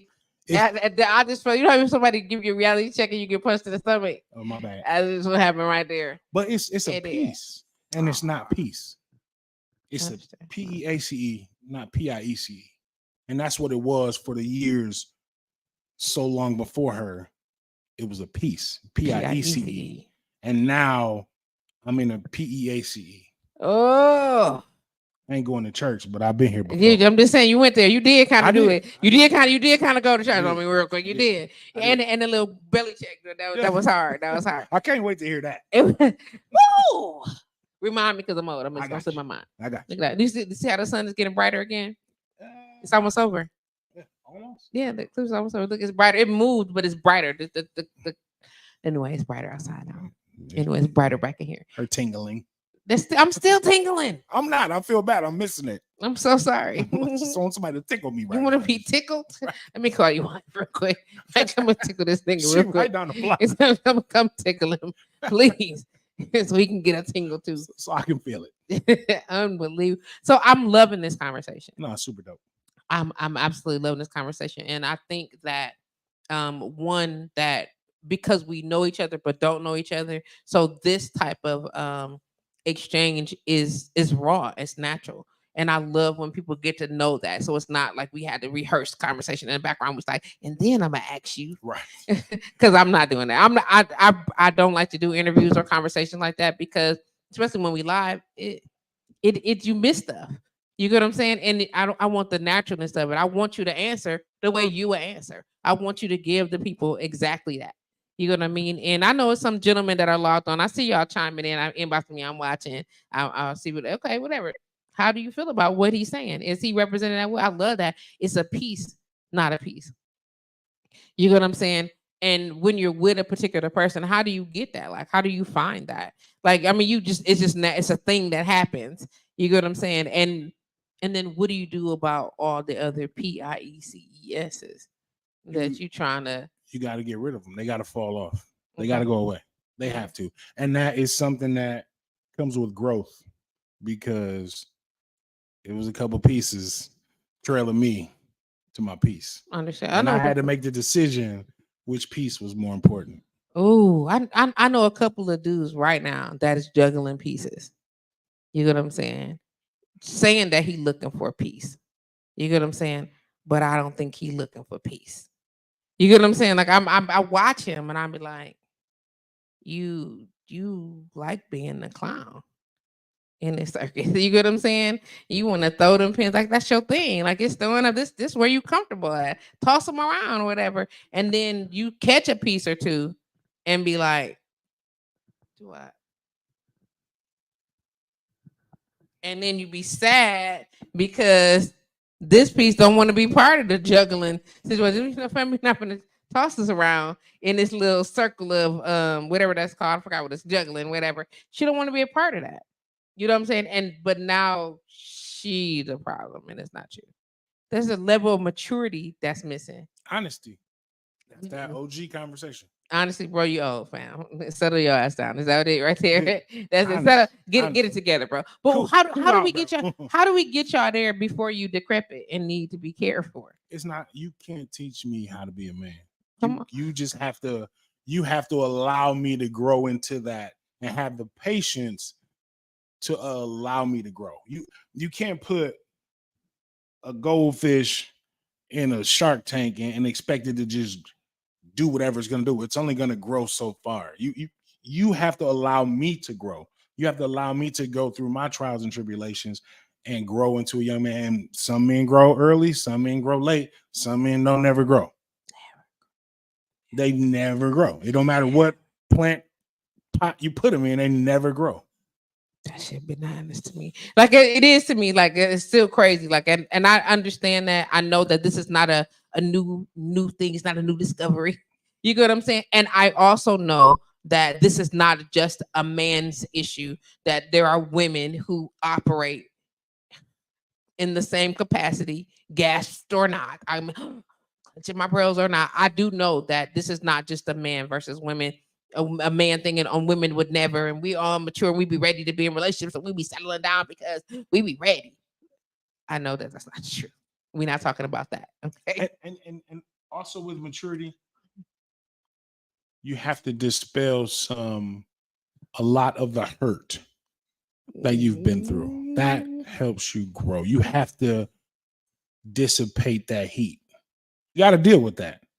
And that comes with an honest conversation.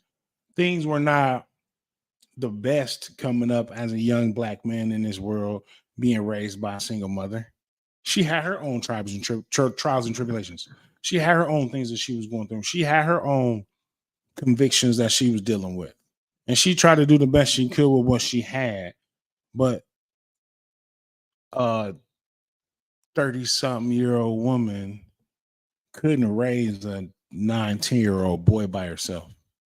Especially in this day and age, especially in this society, you need that man figure. But if you didn't start out with a man, how can that man teach a man to be a man? Auntie Rita said, actually, mind you, Auntie Rita's a Gemini. I want to say that real quick. She said, actually, goldfish will grow according to their tanks and not be stifled or stunned by it. Right. But what my point was, you can't make it grow any faster than you wanted to just because you put it in a bigger tank. Right. It has to grow according to its lifespan. Understood. I got it. I just, I know. Auntie Rita, Gemini love. Yes. Yeah, out here. It's a lot of Gemini energy. Look, I'm literally, my legs are tingling. I'm loving it. I see you keep looking outside because I'm feeling so too. Like it started up here, like in my body. So now it's good. We from the hood. I'm looking like you thought looking. Hey, today we don't got to worry about that. I was gonna talk about this beautiful ass purple flower that's in my yard. And that I can't touch because I'm allergic to all of these anyway. It's just beautiful to see. It don't matter. They're nice. It's nice to see them. Yeah. And she said, LOL. Troy Seabrook jumped right in. He said, after 30 years of marriage, my wife has helped me grow by telling me about myself. And after years, I started listening. And after years, I started listening. Then my life exploded. Women are God's gift to a man. For a man to be a man, you need a woman. That's interesting. Your opinion is welcome, and it don't have to be in agreement. No, I was just kind of like processing what he said. Yeah, that's true. Okay. A lot of it's true. Okay. Read it one more time. Go sure. After 30 years of marriage, my wife has helped me grow by telling me about myself, and after years, I started listening. Then my life exploded. Whew, Jesus. I would ask that young man what changed for him to start listening, because at some point he had to look in the mirror and say, I gotta have an honest conversation. She might be right. She might be right. She might be right. After 30 years, she ain't been telling the same lie. Jesus, 30, oh my God, 30 years. The ladies game, my Sir, I don't I'm got 30 dead. of them. I'm dead. I'm saying, you had to lay on back and gather myself. I can't even breathe. 30, I don't have 30 years, man. Not to be playing this game. No. I'm fresh out of quarters. You hear me? Come on, man. Please don't tell me that it took you 30 years to get to start listening. Tell me that I'm gonna tell you right now. At 50, I don't got 15 of them for you, fam. But people grow at different. I get it. I get that.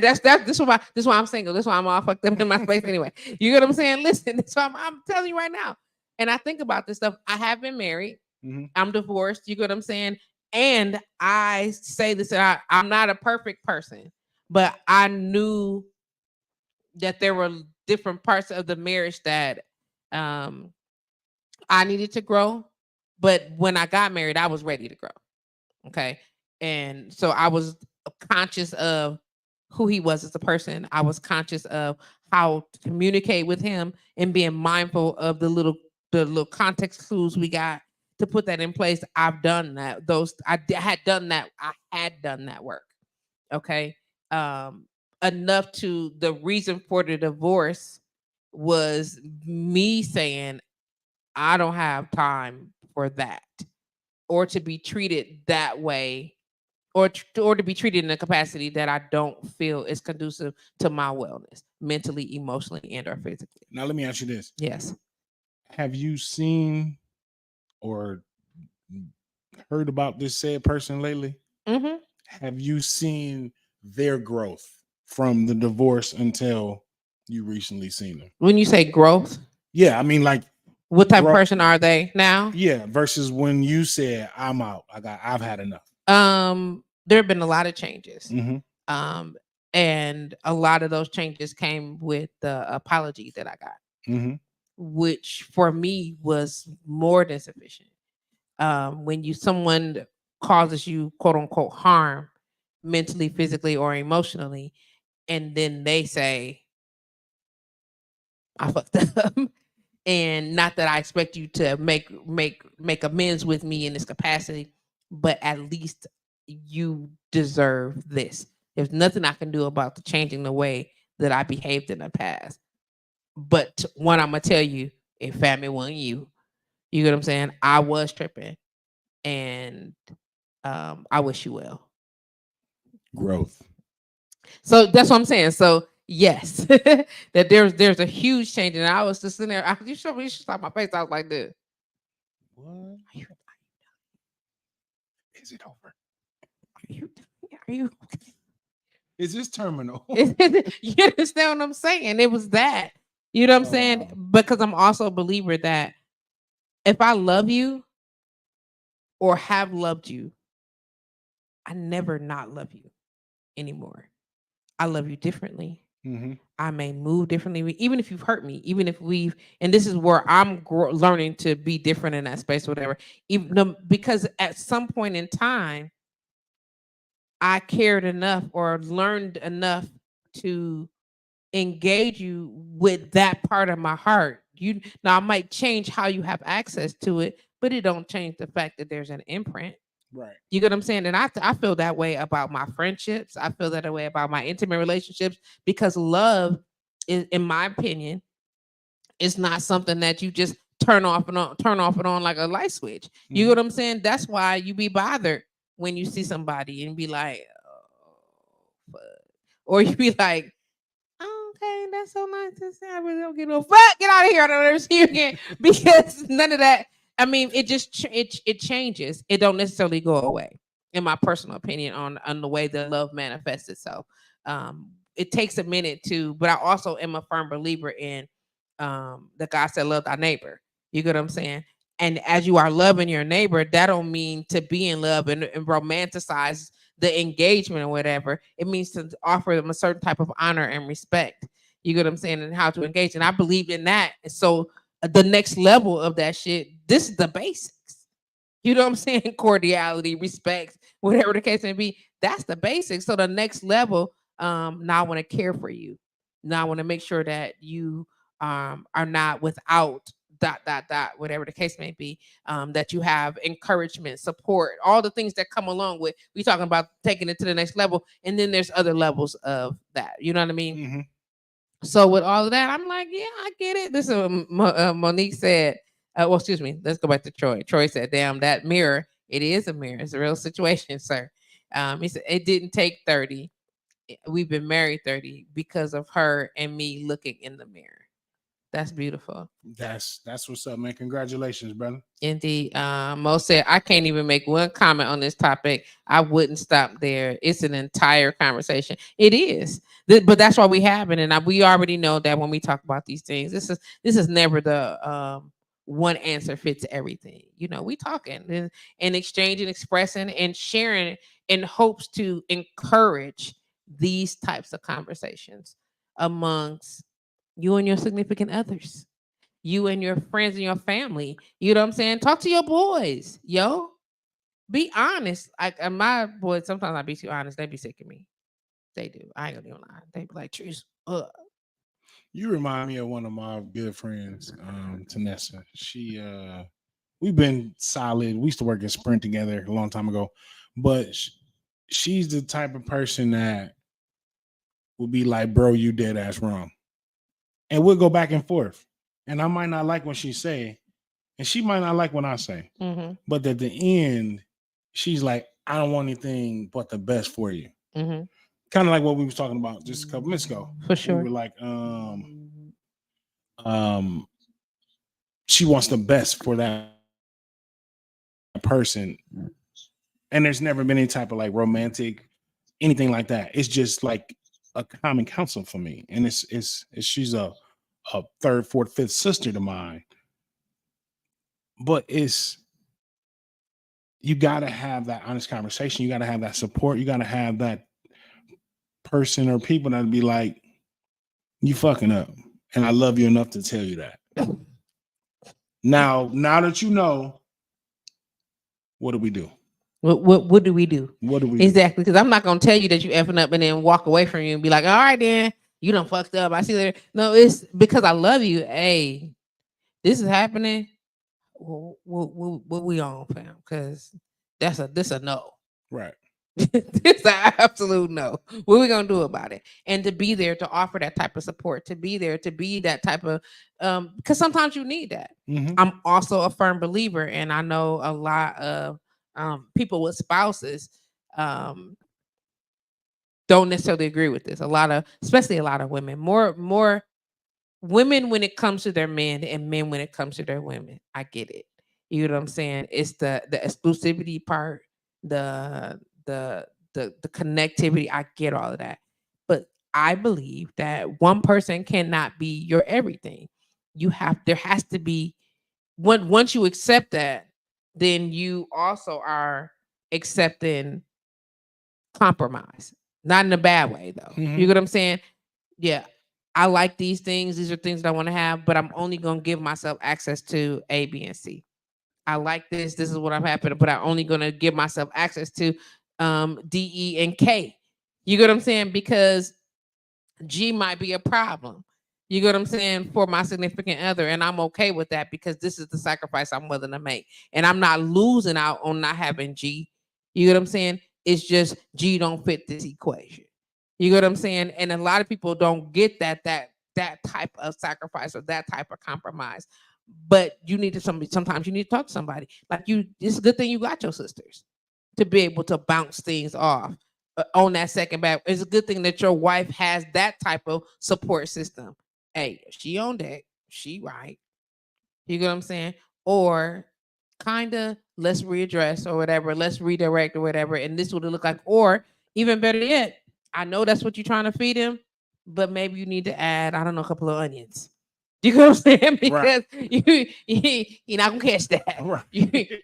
You might need to go on in so those types of things. And I don't think that one person always is able to get it. I mean, there are some cases where there's some people that fit like peas in pods and they move in a capacity that nobody can ever truly understand. Those are rare phenomenons.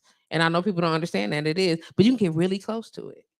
You know what I mean? And I wish that for all people who seek love, who seek that type of confirmation, affirmation in their lives, who I want that for people. And sometimes it takes a sister. You know what I'm saying? Sometimes it take a BFF to say, use the real one. Use the real one. You know what I'm saying? And not even necessarily to you, but to her. You know what I'm saying? You know what I'm saying? Because that's what support system is for. You know what I'm saying? For sure. And Auntie Rita says, let me agree here. Oh, I can go back a couple. Look, I see y'all trying to comment. Look at y'all. Hey, Facebook user. Not a lot of people have people in their life like that. I need that, and I'm able to be that for my loved ones. That's what's up. Hey, Facebook user, can you tell me who you are, please? I'd like to know that. That'd be awesome. Auntie Rita said the reason why I say that communication is one of the most important things in a relationship. There's a reason why I say the relationship is most important thing in a relationship. Learning how to properly communicate is also very important, so that the person can actually hear what it is you're trying to say, opposed to being offended or attacked by it, and thinking that they're nagging. Listen, I feel like when people are telling you things that you need to change about yourself, and you are not change things that you should reevaluate or review. I have to say that because you can't make a person change. And James said that earlier. I can't make you be or do or not, whatever. I can offer you some suggestions. Mm-hmm. And if you become guarded and offended by improvement, constructive criticism, and I say those words are so important because nobody wants to be torn down. Nobody wants to be meant to feel like shit or like they're broken, or none of those things. You know what I'm saying? You want to be you want to be open to those things. But if you are constantly offended by whatever, you got a whole lot of self-work to do. A whole lot more self-work than even this person telling you, like, oh, she nagging. Nigga, take out the trash. Man, she always asks me, pick your drawers up, fam. You get what I'm saying? And you'll never hear it again. I know that. And she was gonna back about something, so you're gonna compound the list. Sir, take the weight off your own shoulders. Try it. You would never get that. Same thing for women. He asked you to do such and such for a reason. If this ain't your cup of tea, and now people get mad at me when I say like this ain't your relationship. But see, I'm glad you brought it up. Some people will hold on, and they hold on for various reasons. Either they're afraid that their train is come and gone and left the station, and they don't want to be by themselves. So you're gonna be miserable and make everybody else miserable with you son of a bitch. No, but some people. Sorry, some people live like that. Myself, I know they do. Yeah. Come on, my bad. But some people like don't accept, like, as much as you feel like this is it, this ain't for you. This not the one. And if you would have that honest conversation with yourself and say, this is not what I want. This is not what I want to give. I don't care how much I love this person. I don't care how much I want to be with this person. But if we honest, then there'd be a lot less hurt feelings. Ooh, off jump. Is this thing on? It is. Okay. I'm not ready though. If you're honest, he said, it would be a lot. I'm sorry. This is why they don't give me a talk show. They should. They like, this dude is too straight. That's real though. And this is what I love, this type of conversation, and I love this for this. Mm-hmm. It's necessary. It's so necessary. Marima said, too much to text. However, I know you know the phone line is open. You already call in. You can call in, Mo. You already had this conversation. However, I have been seriously considering remaining single. Everyone is terrified. I can't operate in fear, so my tolerance level is 0 for a man attempting to date me. These men are too afraid of rejection to even ask for a woman's phone number. I just can't. I'm not about to spend a whole lot of time convincing you that it's okay and that I like him too. What the fuck, man? Bust a move, sir. Hey, Miss Rita, how you doing, love? And thank you, Princeton, for the confidence on the topic. I appreciate that. So the thing with that though, so I know everybody's terrified. Go on and get her real quick. I see you leaned in on it too. Listen, I got tolerance for it because I'm gonna tell you that like if you don't move, then you don't move. I think that it's at this stage in my life. I can't talk for other people. You still need to know if I like you or not. You still want to know if it's okay to engage me. You get what I'm saying? I'm gonna tell you off jump. Probably if you walk past me and be like, "What up, mama? Little thing, fat." I'm probably gonna elbow you on the way past me. Are you coming? And it's not gonna be pretty. Dude, you know what I'm saying? You're gonna catch this word. Don't do it. You know what I'm saying? But you know what I'm saying? If we are in a position to where you want to figure out how whether or not if I'm checking your vibe and I see you might be kind of interested, I'm gonna show you that you got a little wiggle room. You get what I'm saying?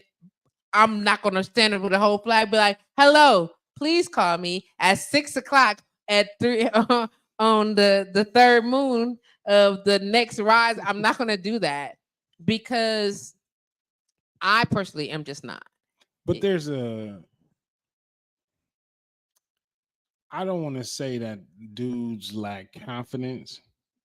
But no, listen. But we do fear rejection, and it goes back to when you was in high school, when you was in the sixth grade, or you was in second grade. Nope. When it goes back to what we was talking about earlier.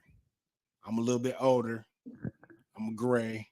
I'm out of shape. Say less. I might see that she fine. I might want to approach her, but in my mind, she ain't on me. She ain't on me. She ain't feeling me. She ain't vibing me because she want that younger. She want that new. She want that break your back. Dude, that's 20 years old. That's can lay it in there for 2, 3, 4, 5 times a night. Some people want that. Okay.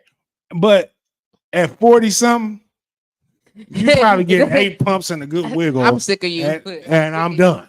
I'm sick of you with the 8 pumps and a good wiggle. And a good wiggle and cut the light off. Not a oh, please don't do it. But for real. So then I'm not gonna approach that young lady and be like, "Hey, I think you're a beautiful young lady. You know, blase, woo, skippy. You know, can we go out for dinner? Can I call you sometime? Whatever." Because not only the rejection, but then what's on the other side of that response? Because she might be looking good, but then the first thing out of her mouth was, "Girl, look at this snake." I ain't got time for like that. the dude that got ribbed on the TikTok with the outfit. He was like, "What are you talking about?" Right. Why he thought he was gangster and he wasn't bad. He wasn't bad, but but that's so she shitted on him. She shitted on him unnecessarily. Right. So let me ask about this. And she wasn't even all that bad. But go ahead. That's my whole point. She wasn't all that bad. So he was like, then he ribbed her in return. But my instead of just saying, you know what, all right then, bye bitch. Because she didn't have to do him like that. She didn't have to do that. And so then he like, I'm gonna get my lick back before I go. I'm gonna let you know how shitty your attitude is before I go. Yeah, and I'm not tripping on any of that. I think that sometimes these entitled ass motherfucking people, men and women, need a little bit of that, little taste of that. Mm-hmm. You know what I'm saying? But my question is this: if said girl in category A looks like A, B, and C in alignment, you know what I'm saying? You don't know what just gonna give her this category list over here because we know what she look like. You know what I'm saying? The typical bad bitch. You know what I'm saying? And you wanna hump on the typical bad bitch, but you don't want to make the typical bad bitch your wife. Okay, you just want to fuck on her. Just keep it 100. You know what I'm saying? How are you offended if she act like the typical bad bitch? You understand what I'm saying? Like if she this typical, we talk typical bad bitch, she lacking class, she lacking tact. You know what I'm saying? Her expectations are to be taken care of. You know what I'm saying? So you about to break yourself on this bread, or and what does she have to offer you besides a nut and I don't know, the opportunity to be a bad mother to your children? I don't know. You know what I'm saying? Remember that gut punch? We'll talk about that later. Off the air. You know what I'm saying? What is she offering besides that? And you know this when you look at her. You know what I'm saying? I'm a go in. I'm gonna give her my seed to gamble with. Why not? You know what I'm saying? Because I don't need it, but I do. You know what I'm saying? And so now you want this woman who looks in this capacity, who says, I don't have time for a quote unquote a regular job. I don't do that shit. I do this instead. This is how I move. Me and my girls, and we such and such, and this is whatever. She laying it down to you. No, we done moved past just what she looked like. Because you rolled up on her anyway with all the confidence in the world. Because I mean shit, your name FatMackin. Why not, my nigga? Right. You know what I'm saying? We out here. You know what I'm saying? Let's go. And I catch everyone out here if I needed to. You know what I'm saying? Not that he on that, we understand that. You know what I'm saying? But I'm saying I'm out here in this young girl. Now she didn't responded with all of the bums that you could stand. But that ass fat. And this moment is more dire than I thought it was. You get what I'm saying? And she done showed up, and now is what do you bring to the table besides a pretty face? And it's like, well, I told you what I bring to the table. I look good. What are you talking about?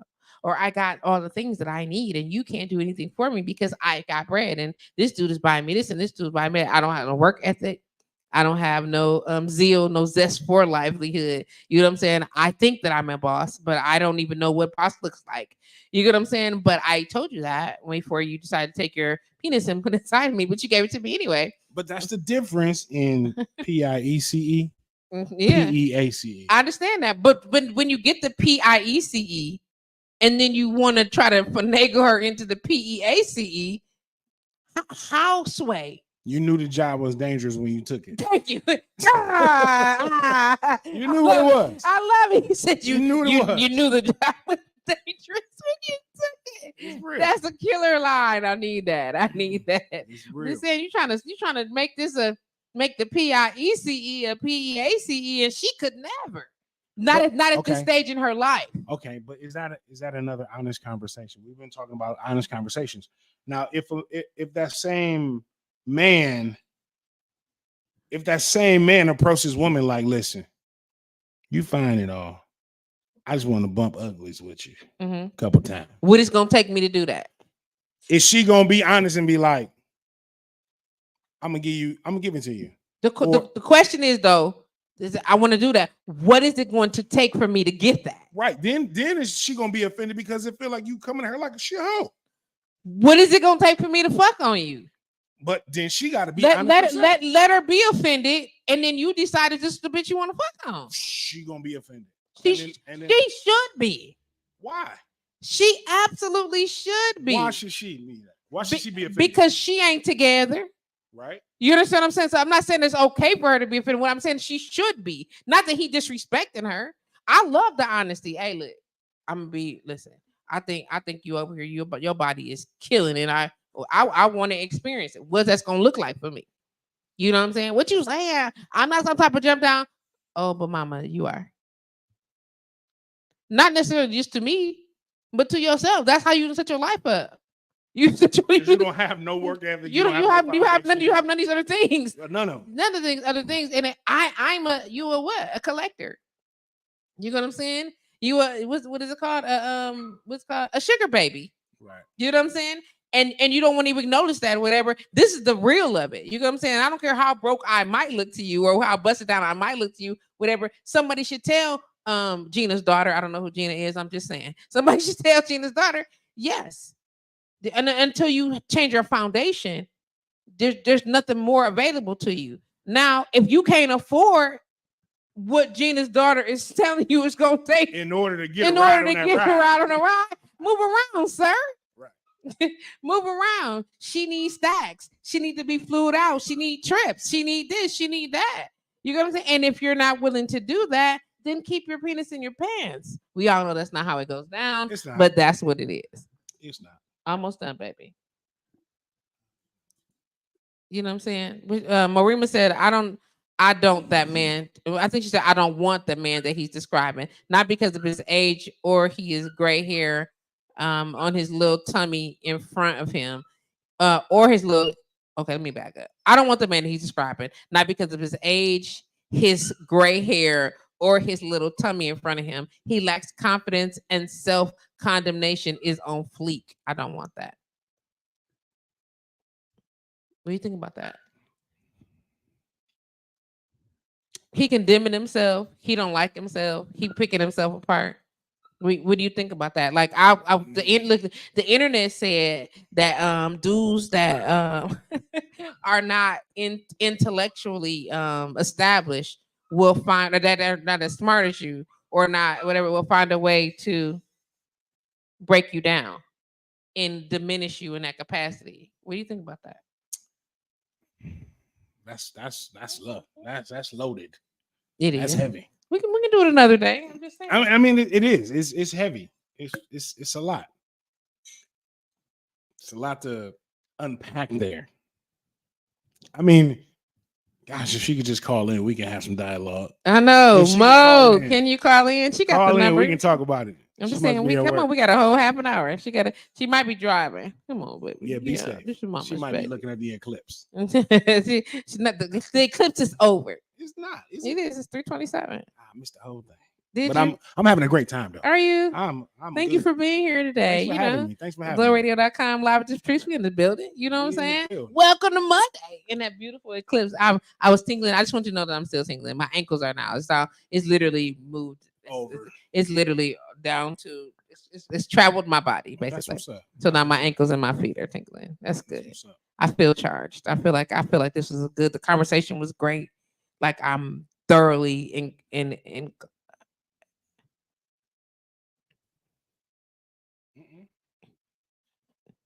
Okay. Y'all know. See, this is what I'm talking about. JP like, what about me? I want to say something. I got something to say. Get out of here, sir. Every time though, every week, and he be fine. As soon as he be like this, he want to get the camera, and I'm not giving him the microphone though. So you're doing too much. Oh man. Oh man. Mo, you gonna call in or no? Okay, baby. There you go. Good job. Come on, mama got you. Yeah. But I mean, I appreciate all of that. I appreciate where we are in this conversation, and how we've started to scuff, not even scratch, scuff the surface. Yeah, we just we would definitely agree that. Oh, look at that! Look at the father. Mm-hmm.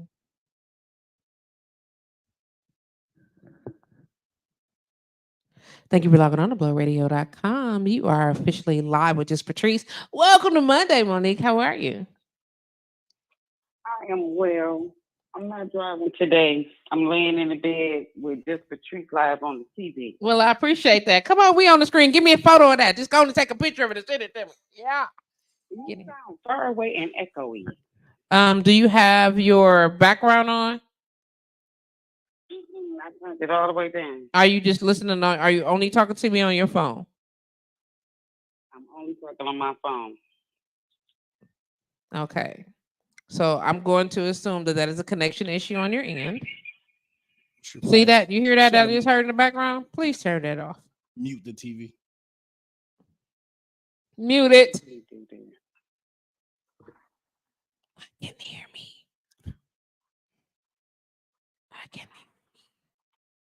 I can see clearly now. The rain is gone. Okay, well, no rain. Y'all in the bathroom. Okay. Would you like to call us back and try again? Hey, let me hang up and call back. That would be awesome. Make sure you turn the TV off. It's all the way down. Are you watching it on the YouTube on the TV, the smart TV, or are you projecting it? I'm projecting it on the TV. It's coming through your phone, then, Mama. Because I can still hear us echoing through your system. Hang up, call me back.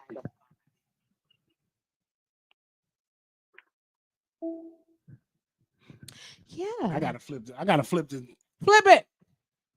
So early on, you talked about. I'm about to leave right now. Thank you for logging on to Blow. Okay, I'm sorry. I'm running the door. Like, no. Yes, sir.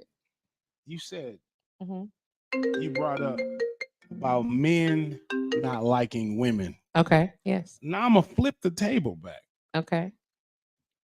About women not liking men, because I was having this conversation, and I'm not sure. I was talking to my sister, and there's a somewhere in the world there is a community of women that are saying we ain't fucking with these dudes no more, and they are moving and communitying themselves. They are becoming a village amongst themselves. Yes.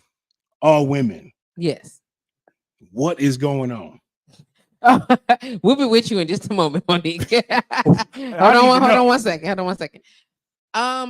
I will be honest, and I've been hearing it, a lot of it. I've seen some of the quote unquote propaganda on the internet, and there are some alleged accusations of said gatherings. Oh, now it's a gathering. I'm just saying, it's not pretty. It's not pretty at all, and I think that some of these women have been subject to some real turmoil. We all know that globally there are more of us than there are of you, or so they say. That's what they say. And I think that people use that as a terrible excuse to be inconsiderate of those that we do interact with. And I think that these particular women have had a collection of experiences that they are unable to move past. That's just without saying, "Oh, they tripping," or without saying, because I don't want to invalidate their choices. Right. You get what I'm saying? But I also have to be honest to say that, um, and you mentioned this earlier. You, in order to move on, you have to do some healing. You have to forgive not just yourself, but the other person as well, so that you can let some of that stuff go. And I think that they've decided that all of these people or all of these men will respond the same way. All the people in my area, I'm sure that they never have, some of them haven't even tried to move out of a different state, live in a different city. You get what I'm saying? Because it's easy to get caught in a cycle of trying real hard not to shit on my city. Say it. No, we say it. The dating pool in Milwaukee is not as large as people would like to think it is, especially if you are not into interracial dating. If you are dating within your own community, the likelihood at this age group, when you start looking at those numbers, at how many times these numbers crisscross or these people crisscross, it get a little heavy for folks. You get what I'm saying? And for people who desire exclusivity, for people who desire to not have shared her significant other with a bestie's cousin, because it may not be the bestie, a bestie's cousin's best friend. It's too close for some people. You get what I'm saying?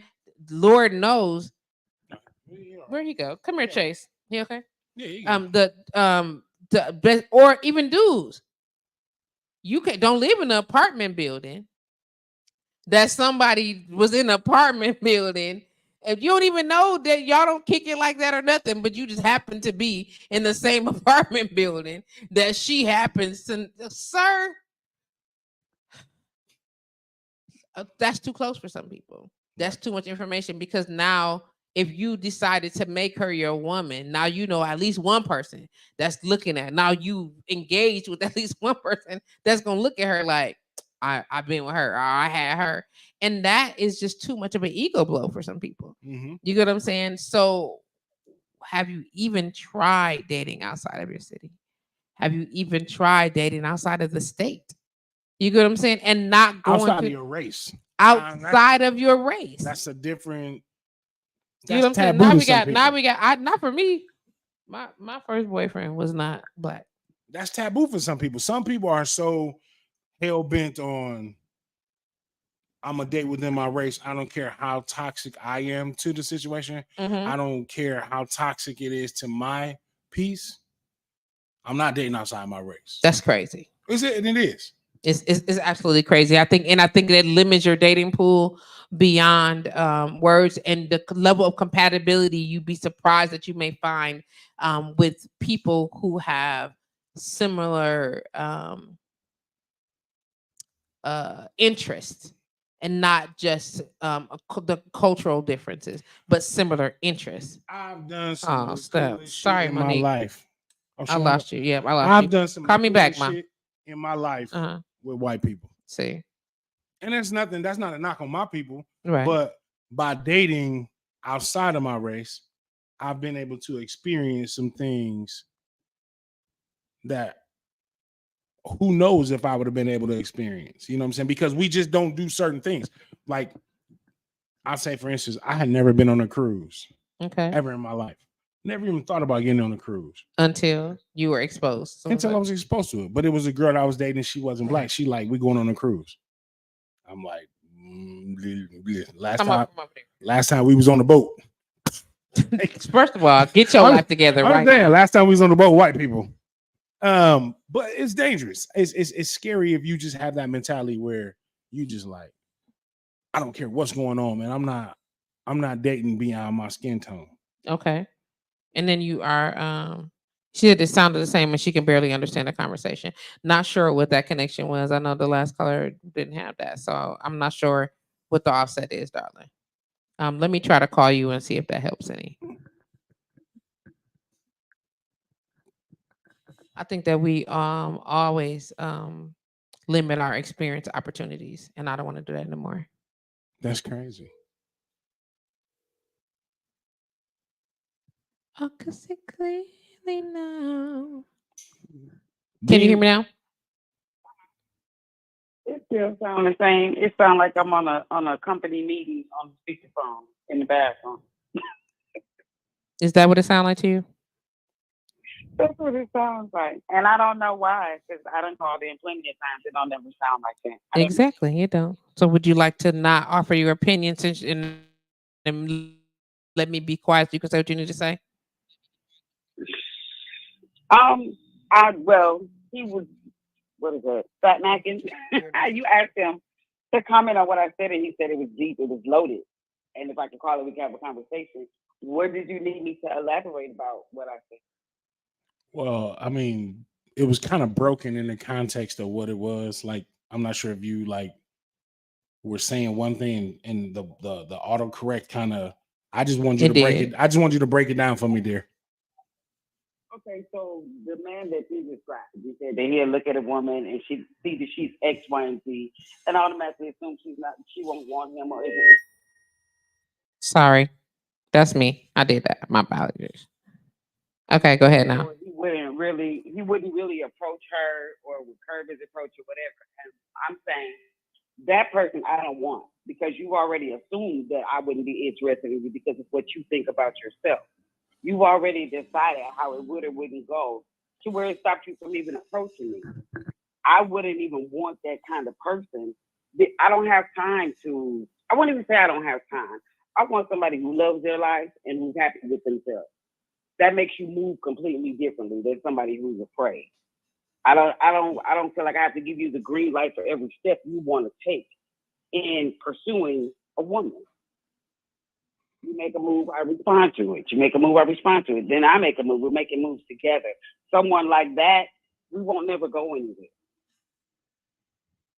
Okay, I can get that now. I can see where that comment is now. I got you. Okay. Well, you sound clear to the viewers. You just having trouble hearing us, and you sound clear to us also. So everything is clear on our end, and just so you know that we were able to hear you. And he was able to get clarity. We thank you for calling in. Monique, is there something else you'd like to share? No, ma'am. Because it's too echoey. But no, I'm good right now. Okay, we appreciate you. All righty. Adios. Adios. Yeah, she's called in before, so it's not that. I don't know what the connection is on there. So all on this end, be solid. So sorry, Monique, but they were called in the end. With a T. There it is. There it is. How do you feel like you're a good father? Oh, you want to have that conversation? I just asked. Actually, I do. Mm-hmm. My engagement with my children, her children, our children, Okay. is that I'm proud of. I am. There's things everybody can grow. Everybody can learn, everybody can grow. But I feel that I only want the best for them, whether it's being tough on them if they slacking in school, or being there for them in the middle of the night if they sick, or whatever it is they need. Okay. It's for me to facilitate that. Okay. Good, bad, right, left, up or down. Okay. Some people, some persons may not agree with me on that, and it's not the actions, it's not the love, it's not the commitment, it's not the concern, it's not my abilities or my responsibilities. It is sheer bitterness. Understood. So that's why I laugh, because I'm not going to say I'm the greatest, but what is the greatest in relativity? It's not.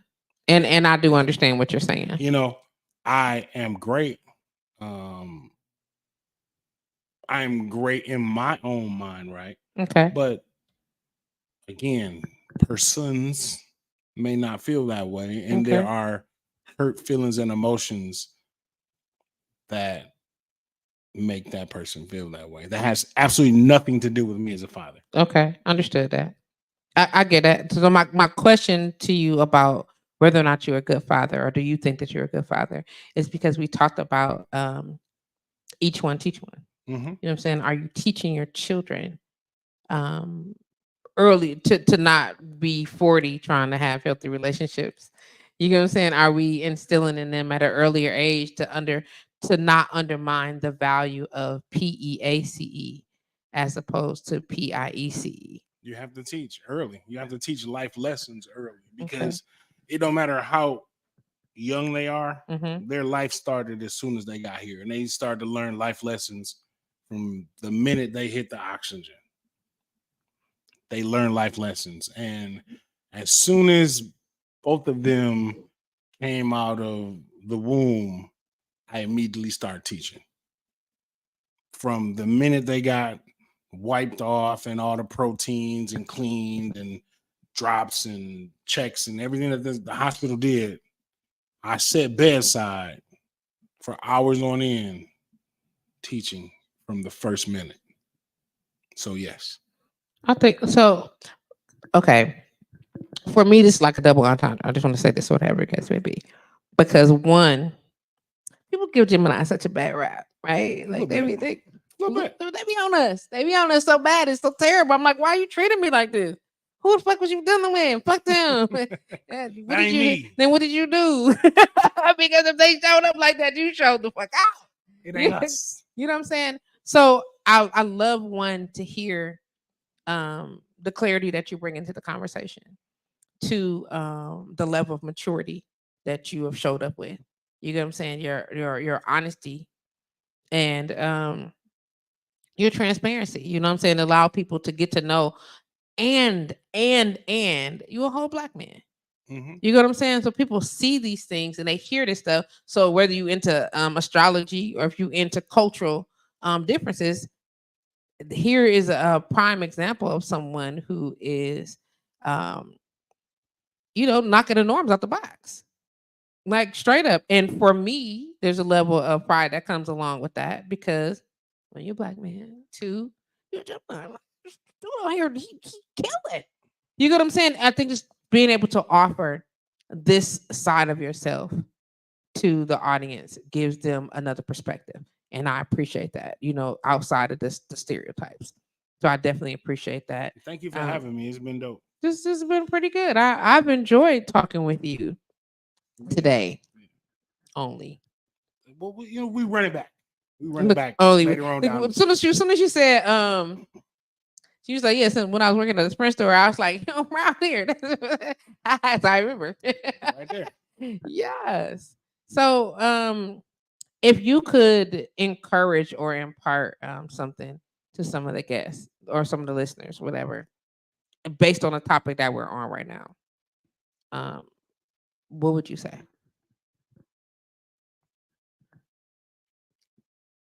You have to be honest with yourself and those around you. And part of being honest is accepting that no matter how much you want to hold on to the past, time does not stop. Mm. You cannot pause the present. You can only live in it.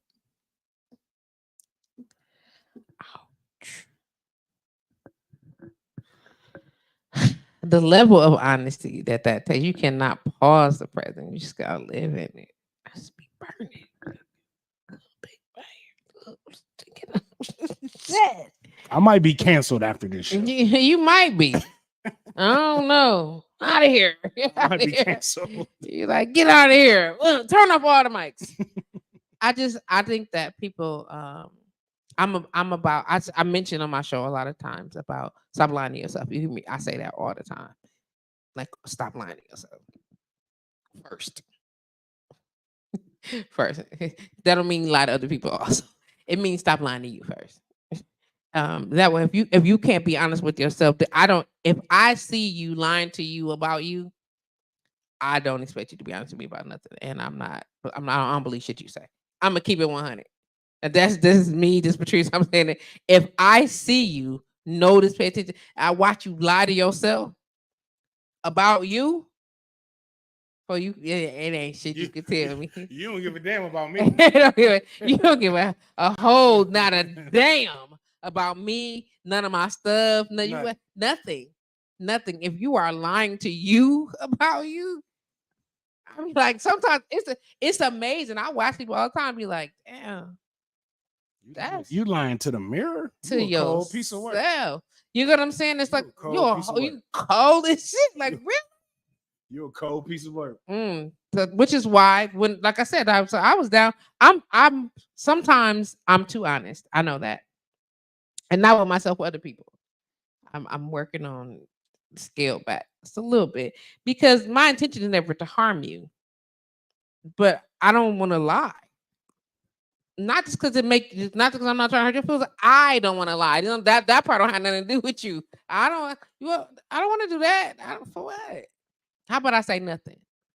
In my personal opinion, even exclusion is lying. I wholeheartedly. I was just about to say that. You know what I'm saying? Like, I'm gonna say nothing. I'd be like, it's got me out here bad.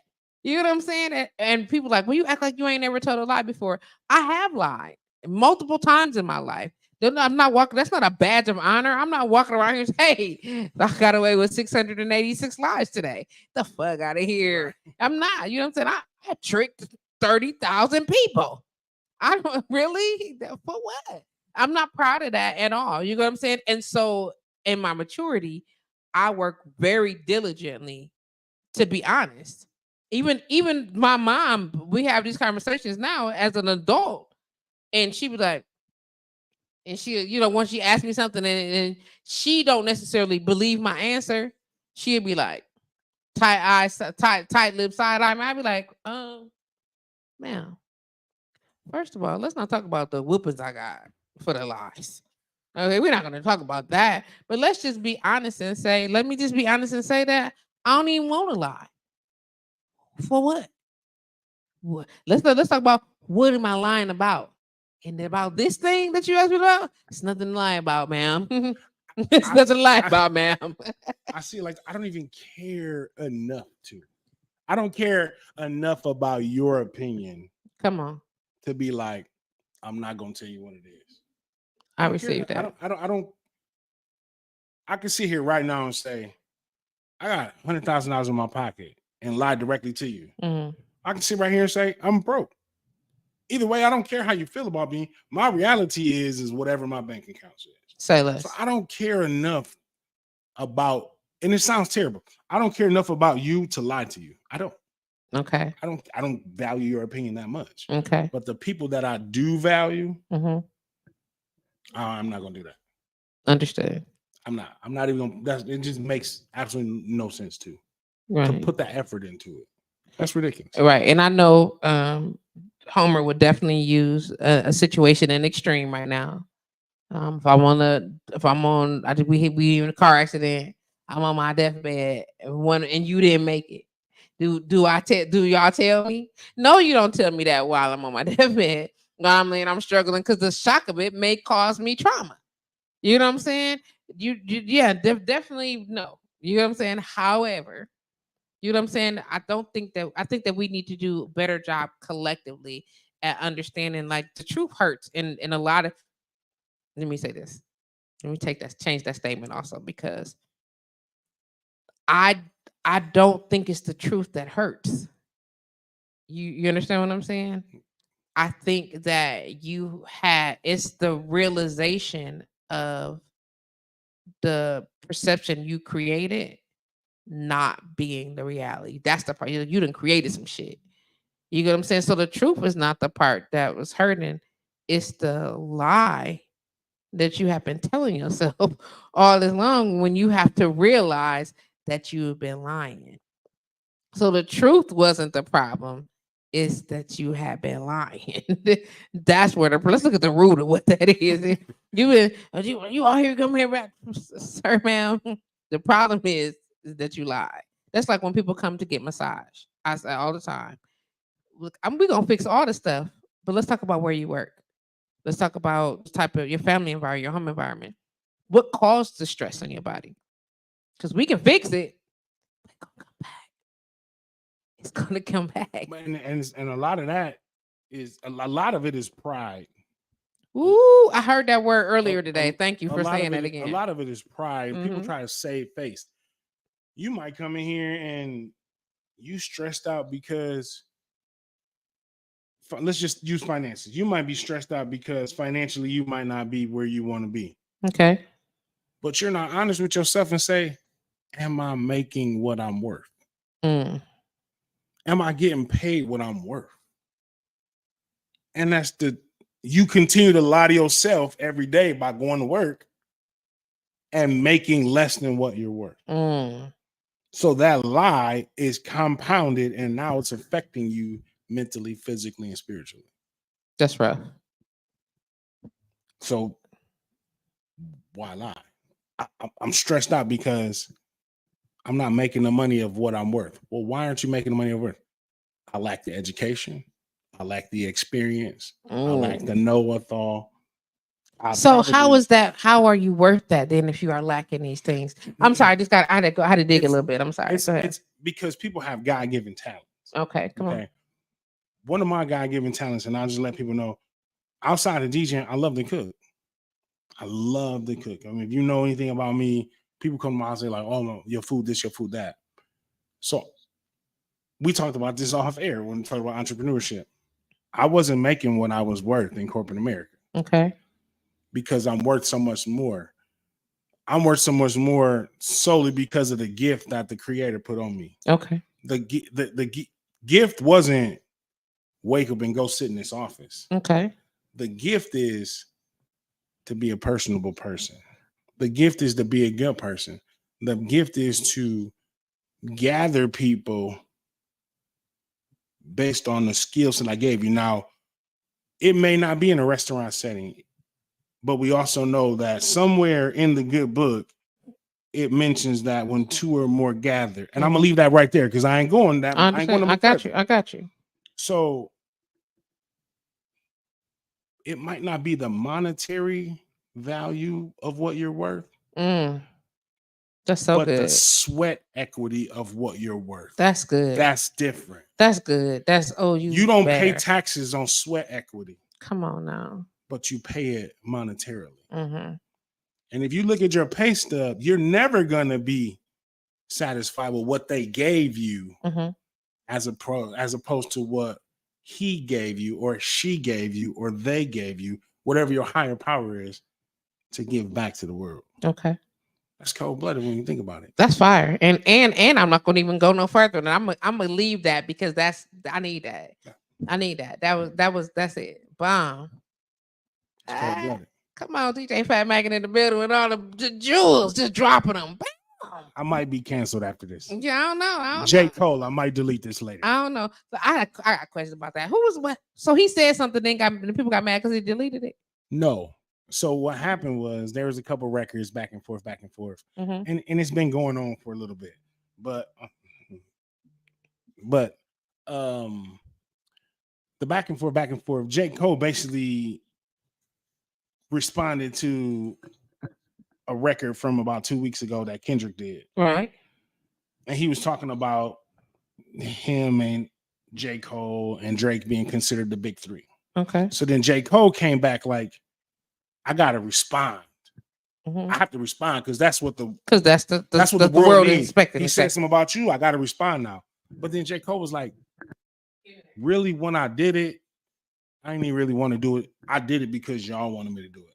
It wasn't in my spirit to do it. I did it because y'all wanted me to do it. Ooh. Y'all wanted the blood on the floor. And so now when I brought it, I'm not happy of what I did to shed blood on the floor. And so I'm apologizing. Because it caused more disdain and it disrupted my peace, PEACE, Okay. by responding to that. Okay. So now I want to apologize, not so much for what I said, but that I took away from my soul, away from my peace to pour into this bullshit that y'all wanted me to do. So why are people upset about that? Because that's brilliant to me. It is, but it's the same people that are like, we need to unify. We need to be together, brother. Right. But you want your brother To distance lyrically annihilate this other brother. For what?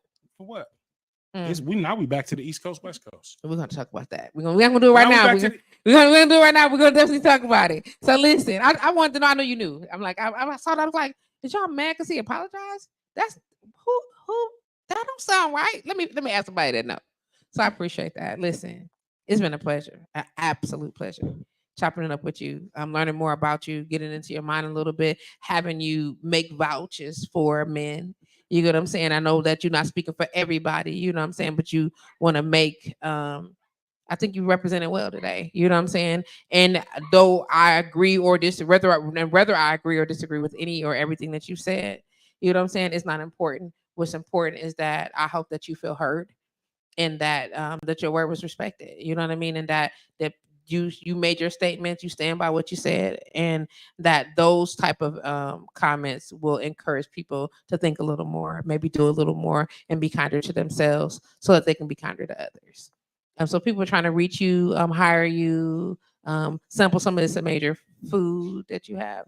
Come in on a motherfucking Wednesday and bring some food. Come here at the end of the Wednesday. Without food. Where you gonna be at Wednesday? Wednesday we'll rise the ground. Don't do it this Wednesday. Do it when we come back here. Then we got room back here. Okay. I'm just saying, listen, we pay for food. We buy food, we buy drinks. We got all kind of shits. You know what I'm saying? What you making? I mean, what you cook? What you bake? What you want me to make? Chefing? What you want me to make? Chefing? Oh, not the finger pop chefing. I'm that.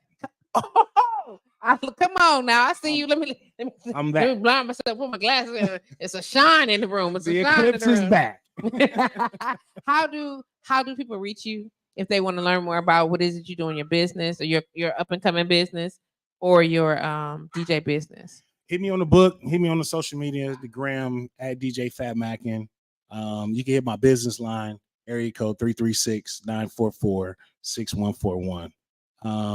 Just connect with me. If you know somebody who knows somebody who knows somebody who know me, run it back. I'm not hard to find. I don't think it's another FatMackin. I don't think it's a DJ FatMackin here around. I don't know. I got to be the only one. But I'm here. Indeed. It's been an absolute joy. Absolute joy. Have to have you back though. For sure. If you got some flexibility in your times, you know, my Mondays be like this. Whatever. You know what I'm saying?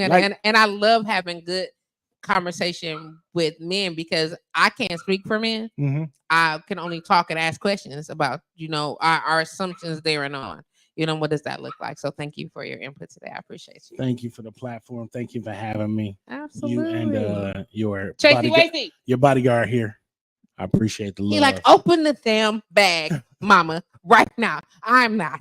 Want to thank y'all for logging on to blowradio.com. It's your girl, JustPatrice, live with JustPatrice in the building every Monday, 1 to 4 p.m. Central Standard Time, right here on blowradio.com. Now with Facebook Live and YouTube. You can check it out, run it back. Make sure you share the video with your friends, your family. Comment still, even afterwards, and then we'll go from there to figure out what that's going to look like for all of us. And sometimes the conversation must continue and we'll figure out what that looks like. Until next week, though, make sure you log on, stay connected, and take care of yourself. Keep calm, stay elevated. Until then, I holla.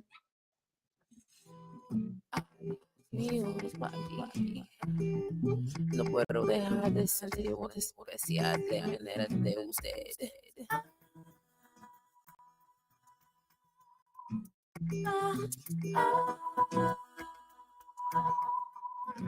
You already know.